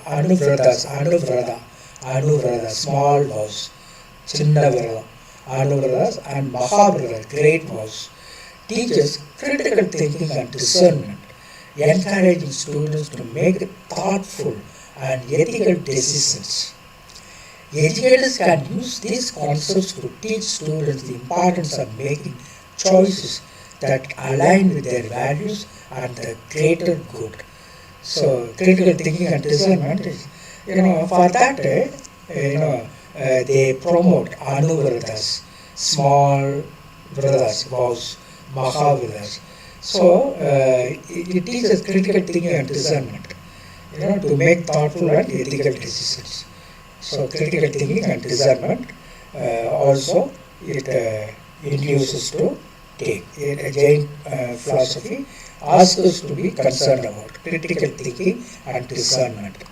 So as concluding remarks, we can say Jainism with its profound philosophical principles offers valuable insights that can enrich modern education. By integrating its core tenets principles into educational systems, we can cultivate ethical, responsible and well-rounded individuals. The emphasis on non-violence, truth, non-stealing, celibacy and non-possession aligns with the goals of holistic education, aiming to develop not just knowledgeable but also morally and ethically sound individuals. As we go through the complexities of the modern world, the timeless wisdom of Jainism can guide us in fostering a more compassionate, sustainable and peaceful society. So now let us analyze some of the questions. Who was the founder of Jainism? Of course we know Mahavira. Mahavira was a spiritual teacher who lived in ancient India and is widely accepted as the founder of Jainism, Mahavira. What does the term darshan refer to in Jainism? The darshan, the inner sight, inner view, the inner sight. Seeing a spiritual leader, understanding the core principles of Jainism, celebrating a religious festival, attaining enlightenment. What does the term darshan refer to in Jainism? It is seeing a spiritual leader. In Jainism, the term darshan refers to the act of seeing and being in the presence of a spiritual leader, such as a Jain monk or nun. According to Jainism, what is the ultimate goal of life? Of course, like Buddhism, it is enlightenment. According to Jainism, the ultimate goal of life is to achieve liberation from the cycle of birth and death and attain spiritual enlightenment. What is the primary source of knowledge in Jainism? Reason, scriptures, experience, faith. Scriptures, very important. Primary source of knowledge in Jainism are scriptures. Jainism, like many other religions, places a primary emphasis on scriptures as the source of knowledge and truth. Scriptures, not anything else. Who is considered the founder of Jainism? Of course, Mahavira. Then Mahavira, known as the Vartamana, Mahavira Vartamana, is considered the 24th and last Tirthangara, spiritual teacher. Tirthangara means spiritual teacher. 24th and last Tirthangara in Jainism. What is the primary ethical principle in Jainism? That is Ahimsa. Ahimsa or non-violence is the central ethical principle in Jainism. From this other principles come out like Ahimsa is the central ethical principle in Jainism, emphasizing respect for all living beings. Ahimsa is the central ethical principle. Which concept in Jainism refers to the cycle of birth and rebirth, samsara, nirvana, dharma, kavala. That is samsara, like the previous Buddhism, no? Not Buddhism, I think it is samsara in Vedanta. Which concept in Jainism refers to the cycle of birth and rebirth? Samsara. Samsara in Jainism is the continuous cycle of birth, death and rebirth. What is the ultimate goal of Jainism? Wealth, kavala, liberation, power, knowledge. That is kavala, liberation. What is the ultimate goal of Jainism? That is kavala, liberation. The ultimate goal in Jainism is to achieve kavala, a state of absolute knowledge and liberation from the cycle of samsara, that is a cycle of birth and rebirth, death, etc. Cycle of samsara. That is kavala. Liberation is kavala, a state of absolute knowledge and liberation. Which sacred texts are central to Jainism? Vedas, Tripitaka, Agamas, Torah. Agamas. Which sacred texts are central to Jainism? Agamas. The Agamas are the canonical scriptures of Jainism. I mean, these are lawful scriptures of Jainism, or by all means they must have canonical scriptures of Jainism. The legal scriptures of Jainism. The Agamas are the canonical scriptures of Jainism containing the teachings of Mahavira, Agama. It contains the teachings of Mahavira. Agama is a sacred text central to Jainism. What are the two major sects of Jainism? Svedambara, Tigambara, already we have seen. Of course, if you are sure about it, we need not bother about other alternatives, Svedambara and Tigambara. Svedambara and Tigambara, Jainism is primarily divided into two sections. Svedambara, white clad, Tigambara, sky clad means, they are not having any cloth on their bodies, sky clad. Vanate and Tigambara. Which practice is specifically emphasized in Jain asceticism, fasting, vrada, Mahavrada, all these things. Fasting is an important practice in Jain asceticism, used to purify the soul and adhere to ahimsa. Fasting is an important practice in Jain asceticism. What does the Jain term Jina means? Jina means conqueror. What is the philosophical meaning? Jina means conqueror, referring to someone who has conquered inner passions and attained spiritual victory. Jina means conqueror, who has conquered inner passions and attained spiritual victory. So that he is called a Jina, conqueror. How many Tirthankaras are there in Jain tradition? That is 24. Jain tradition holds that there are 24 Tirthankaras, spiritual teachers who have attained enlightenment, and Mahavira is the 24th Tirthankara. What is the principle of? It's a very important principle. Anekantavada. Anekantavada. Anekantavada in Jainism means non-absolutism. That means what? Different perspectives. The world is full of different perspectives. Principle of non-absolute. There is not only one truth. Truth is relative. There are so many perceptions. That is called a non-absolutism. Anekantavada means that is one. It emphasizes that multiplicity of viewpoints and the complexity of truth. So truth is relative. So accept truth is relative. So accept everyone, every other truth, every other being. That is the idea here. So the multiplicity means many viewpoints, diverse viewpoints. That is called Anekantavada. The principle of non-absolutism means absolutism means only one truth. Non-absolutism means no only one truth. Many different truths. Truth is negative. There are many truths. Truth is relative. That is the idea here in non-absolutism. Which vow in Jainism emphasizes not taking what is not given. Asteya. Asteya we already seen. Asteya is the vow of non-stealing. Not taking from others means non-stealing. Asteya is the vow of non-stealing, which prohibits taking anything that is not willingly offered. What does Sayatvada mean in Jain philosophy? Doctrine of maybes, doctrine of no self, doctrine of four noble truths, doctrine of impermanence, doctrine of maybes. What does this mean? Maybes means Sayatvada, doctrine of maybes reflects the Jain belief in the conditionality and contextuality of truth. That means, maybe, nothing is certain. The truth can be like this, like that. According to the situation, truth is like that way. So, that is called conditionality. Given the condition, it is the truth. That's called the Sayatva, the very important principle. The doctrine of maybe. It may be, It may be like this, it may be like that, That is called doctrine of maybes, not sure. Everything is related, truth is relative. According to the conditions, it changes, That is the idea here. Sayatvada. Which Jain festival celebrates the liberation of Mahavira? Deepavali. Jain celebrates Deepavali, I think we have to check it. Jains celebrate Deepavali to mark the liberation, nirvana of Mahavira. What is the term for the soul in Jainism? Atman, Jiva, Karma, Bodhi. Jiva. What is the term for the soul in Jainism? Jiva. In Jainism, the term for the soul is Jiva, which is considered eternal and capable of attaining liberation. What practice is observed during the festival of Paryushana? Paryushana.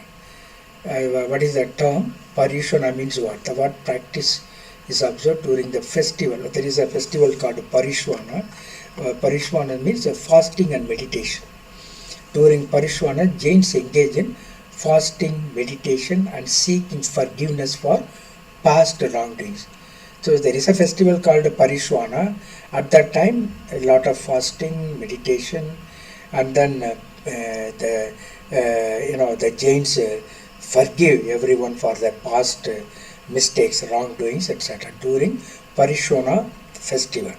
So fasting and meditation, that is the practice observed during the festival of Paryushana.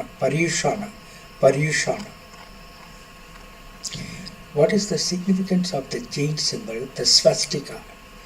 That photo swastika, good fortune and prosperity.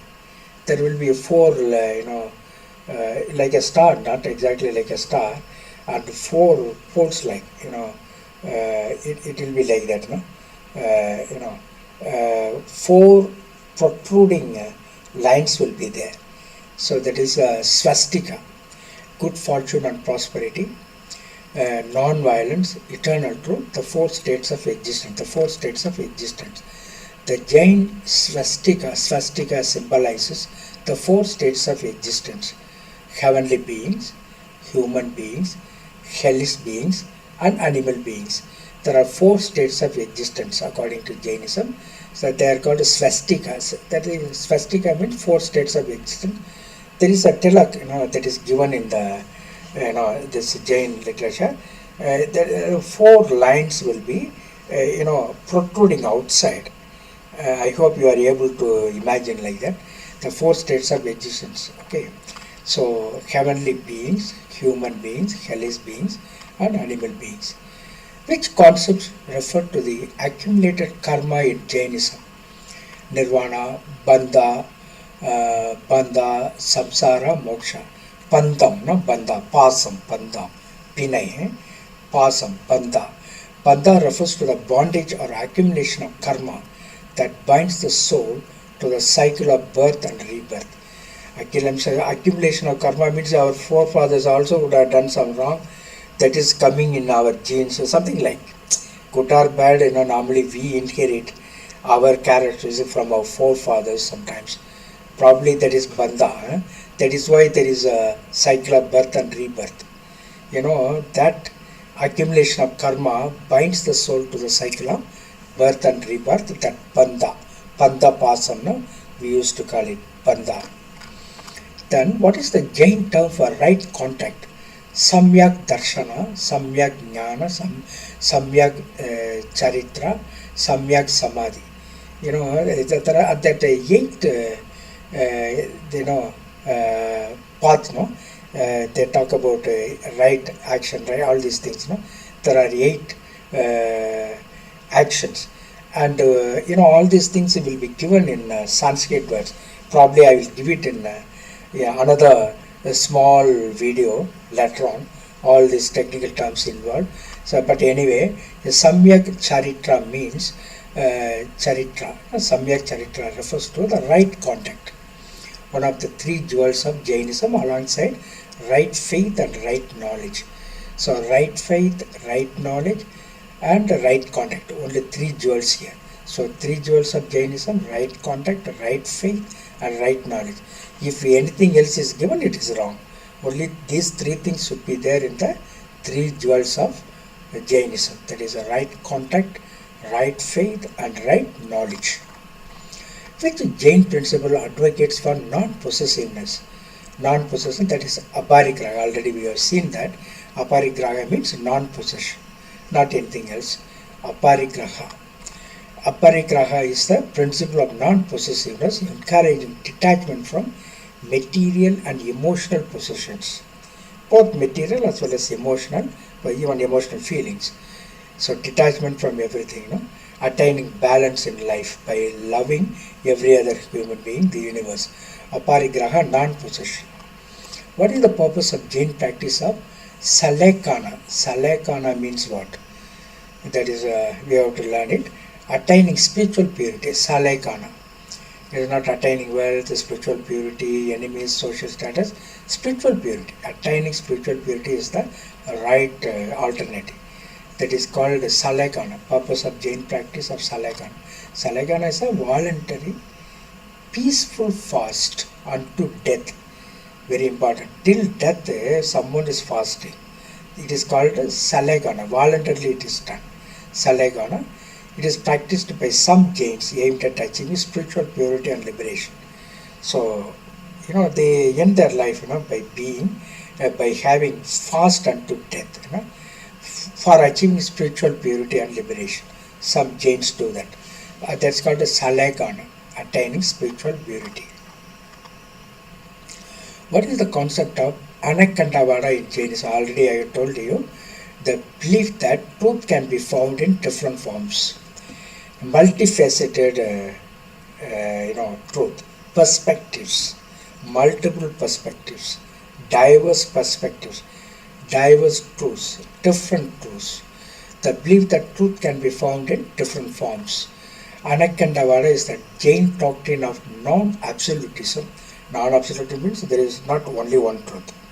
Absolutism means only one truth. Non-absolutism means truth is relative. There are many truths. So it states that truth and reality can be viewed from different perspectives and can be expressed in different forms.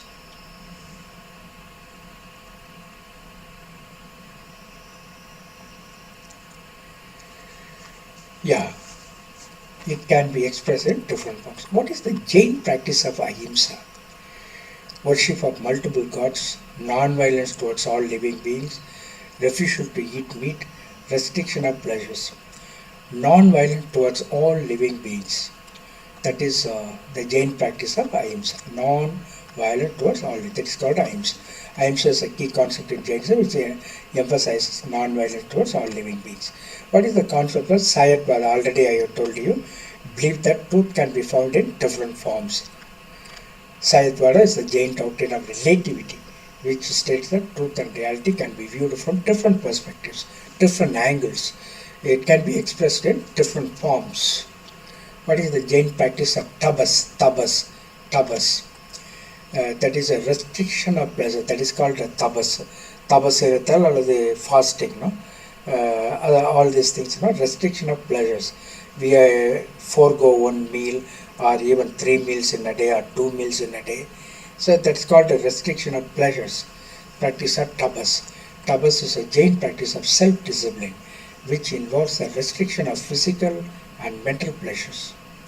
What is the concept of aparigraha in Jainism? That is non-attachment to material possessions. Already we have talked about it. Aparigraha is a Jain practice of non-attachment to material possessions. What is the concept of samyak darshan? That is, darshan means view, right view.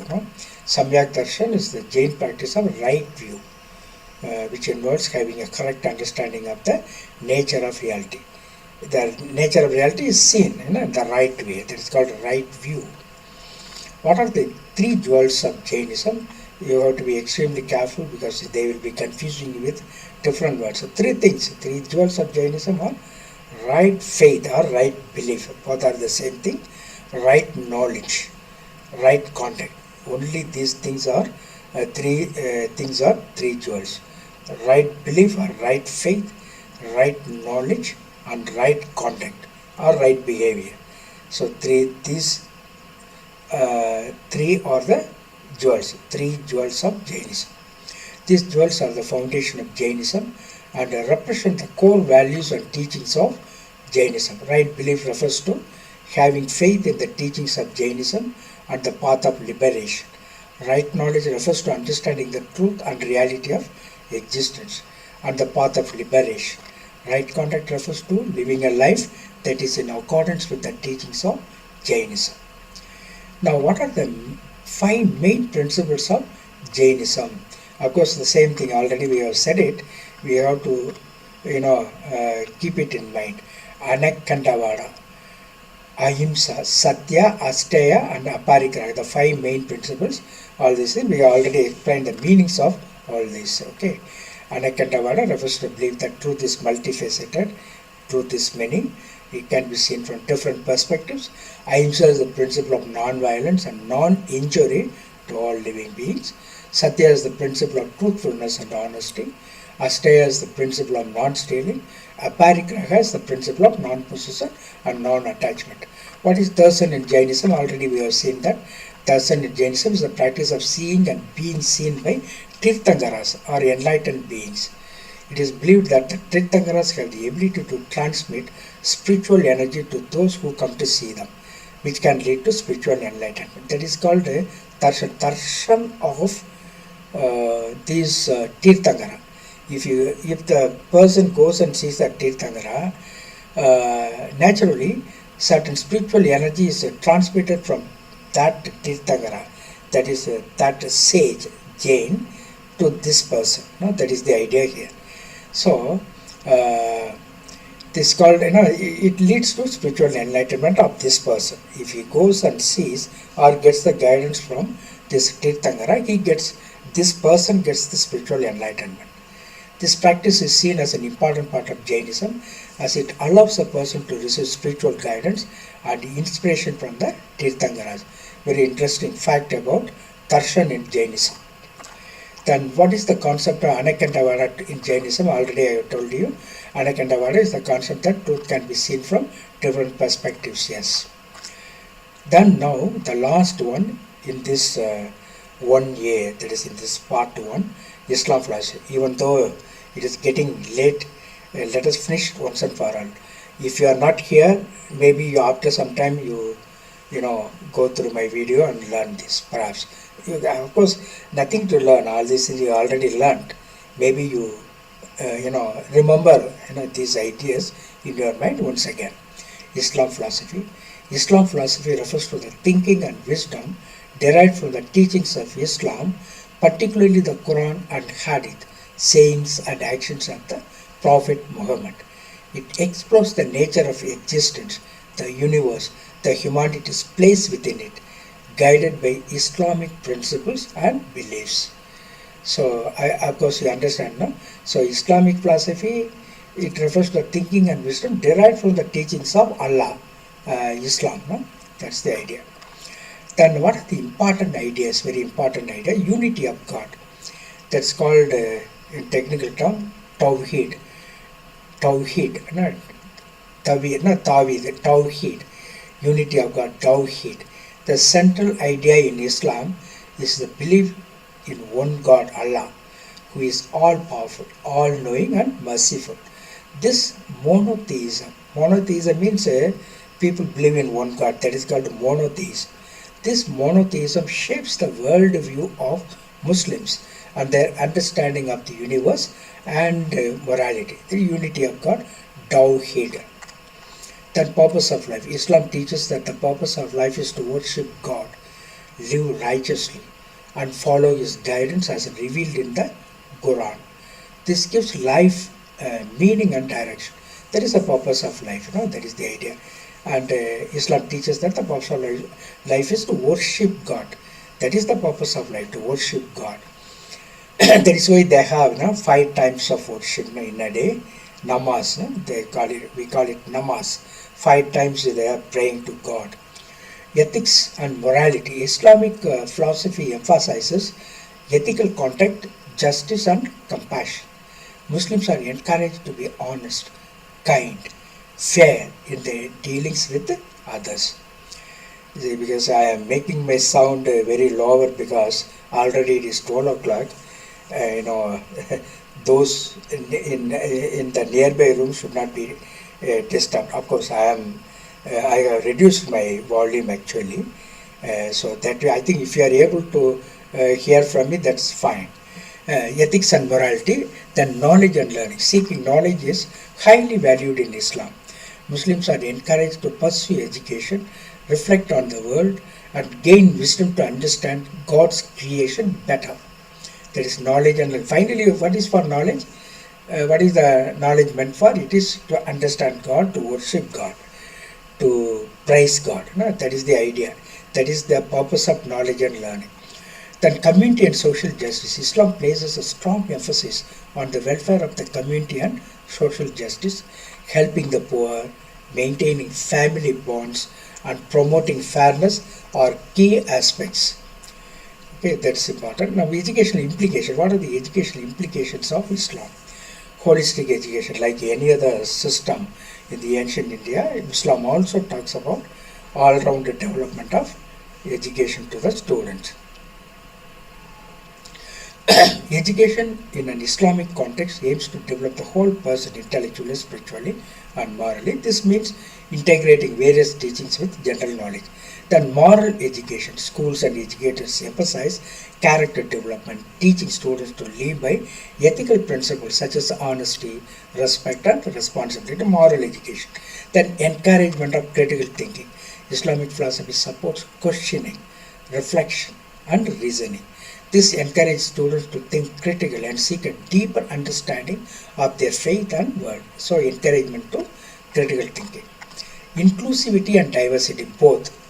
Education inspired by Islamic principles promotes respect for all people, fostering a sense of global citizenship and cultural appreciation. So everybody is included, all the beings are included. Education inspired by Islamic principles promotes respect for all beings, fostering a sense of global citizenship and cultural appreciation. Then community involvement. Students are taught the importance of contributing positively to society, engaging in community service, and working towards social justice. As concluding remarks, we can say like this: Islamic philosophy offers a framework for understanding life and guiding behavior with significant implications for education that emphasize holistic development, moral integrity, critical thinking, and social responsibility. All these things Islam propagates. Now, some questions. What is the Islamic concept of knowledge? Knowing Allah's will, acquiring religious education, acquiring secular knowledge, knowing the Quran. What is the Islamic concept of knowledge? Acquiring secular knowledge. According to Islamic philosophy, of course, secular knowledge for what? Finally, to appreciate God, to praise God, to worship God. That way, we have to understand this secular knowledge. Secular knowledge, not worldly knowledge. Secular knowledge that leads to divine knowledge. So, according to Islamic philosophy, knowledge is the key to understanding the world and living a life of purpose. There is a sense of purpose in life. Accordingly, Muslims are encouraged to pursue knowledge, regardless of whether it is religious or secular. What is the Islamic concept of darshan? Knowing the Quran, knowing Allah's will, acquiring religious education, being in the presence of Allah. What is the Islamic concept of darshan? What is the inner sight? That is being in the presence of Allah. Darshan is the Sanskrit term that translates to sight and refers to the concept of being in the presence of God. In Islam, this concept is known as the divine presence or the presence of Allah, and it is the ultimate goal of all Muslims. According to Islamic philosophy, what is the purpose of knowledge? That is to achieve spiritual enlightenment. So, knowledge is the key to understanding the world and living a life of purpose. Already we have explained. What is the purpose of darshan in Islam? To gain insight into the nature of Allah. That is darshan. Darshan is a Sanskrit term that translates to sight and refers to the concept of being in the presence of God. In Islam, this concept is known as the divine presence or the presence of Allah, and is seen as a way to gain insight into the nature of Allah. What is the Islamic view of the relationship between knowledge and darshan? What is the Islamic view of the relationship between knowledge and darshan? They are intertwined. Now, darshan means, seeing God, realizing godliness. Knowledge that leads to that darshan. That way they are interconnected, intertwined.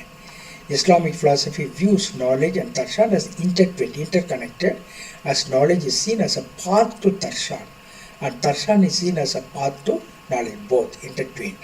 Knowledge allows us to gain insight into the nature of Allah, God, while darshan allows us to experience the divine presence. So the darshan means a divine presence, feeling the divine presence inside. Okay, knowledge, it it gives insight into the nature of Allah, knowledge. So both are intertwined. In a way, they are intertwined. The knowledge that leads to the divine experience. What is the Arabic word for knowledge? That is ilm. Ilm. Ilm is the Arabic word for knowledge. It is derived from the verb alima, which means to know or to have knowledge. Ilm is the Arabic word for knowledge. What type of knowledge is derived from the Quran and Sunnah? So what type of knowledge? That is Islamic knowledge. Islamic knowledge is derived from the two primary sources, the Quran and the Sunnah. The Quran is the holy book of Islam, and the Sunnah is the collection of sayings, teachings and actions of the Prophet Muhammad. Peace be upon him. That is Prophet Muhammad, peace be upon him. So God is Allah. The Muhammad is the messenger of God. So that way, Islamic knowledge is derived from two primary sources, the Quran and the Sunnah. Quran talks about Allah. The Sunnah, the holy book of Islam, collection of sayings, teachings and actions of the Prophet Muhammad, who followed Allah, who was identifying himself with Allah. So what is the name of the Islamic philosophy of knowledge that is based on reason? That is Kalam. Kalam is the Islamic philosophy of knowledge. So Kalam is the Islamic knowledge of philosophy of knowledge that is based on reason. It is also known as Islamic theology, and it is concerned with the fundamental beliefs and doctrines of Islam. What is the name of the Islamic philosophy of knowledge that is based on revelation? That is called Tawhid. Tawhid is the Islamic philosophy of knowledge that is based on revelation. It is concerned with the unity of God and the oneness of His will. What is the name of the Islamic philosophy of knowledge that is based on the principle of Shariat? Shariat is the rules, the set of rules, is Sharia. Now, what is the name of the Islam philosophy of knowledge that is based on the principle of Sharia? That is Usul al-Fiqh. Usul al-Fiqh is the Islamic philosophy of knowledge that is based on the principle of Sharia. It is concerned with the understanding the foundations of Islamic law, and it is based on the Quran, the Sunnah, and the consensus of the scholars. What is the name of the Islamic philosophy of knowledge that is based on the purpose of Sharia? Tawhid, Usul al-Fiqh, Kalam, Maqasid al-Sharia. Which is the right one? What is the name of the Islamic philosophy of knowledge that is based on the purposes of Sharia? That is the set of rules. That is called Maqasid al-Sharia. Maqasid al-Sharia is the Islamic philosophy of knowledge that is based on the purpose of Sharia. It is concerned with understanding the goals and purposes of Islamic law, and it is based on the Quran, the Sunnah, and the consensus of the scholars.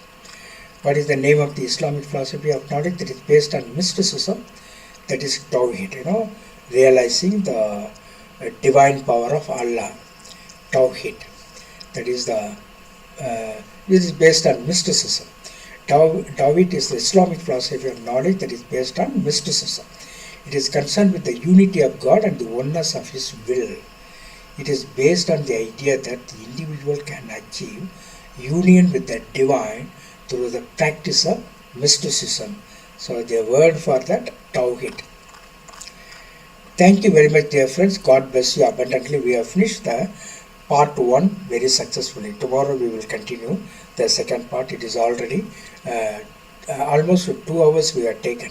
Anyway, when you are alone, when you are reading this, please go through all the basic concepts. I am sure the same thing will be asked in the exam. All the basic concepts we have given. If you go through that, you will be able to answer any type of questions coming in this area. So thank you very much. God bless you abundantly. Please don't forget to subscribe my YouTube channel, because it is a boost to me in a way. Otherwise, it gives a lot of value to one's video, because a video is made with a lot of hard work, spending some hours. Because of that reason, if you subscribe, it is a recognition. That's all.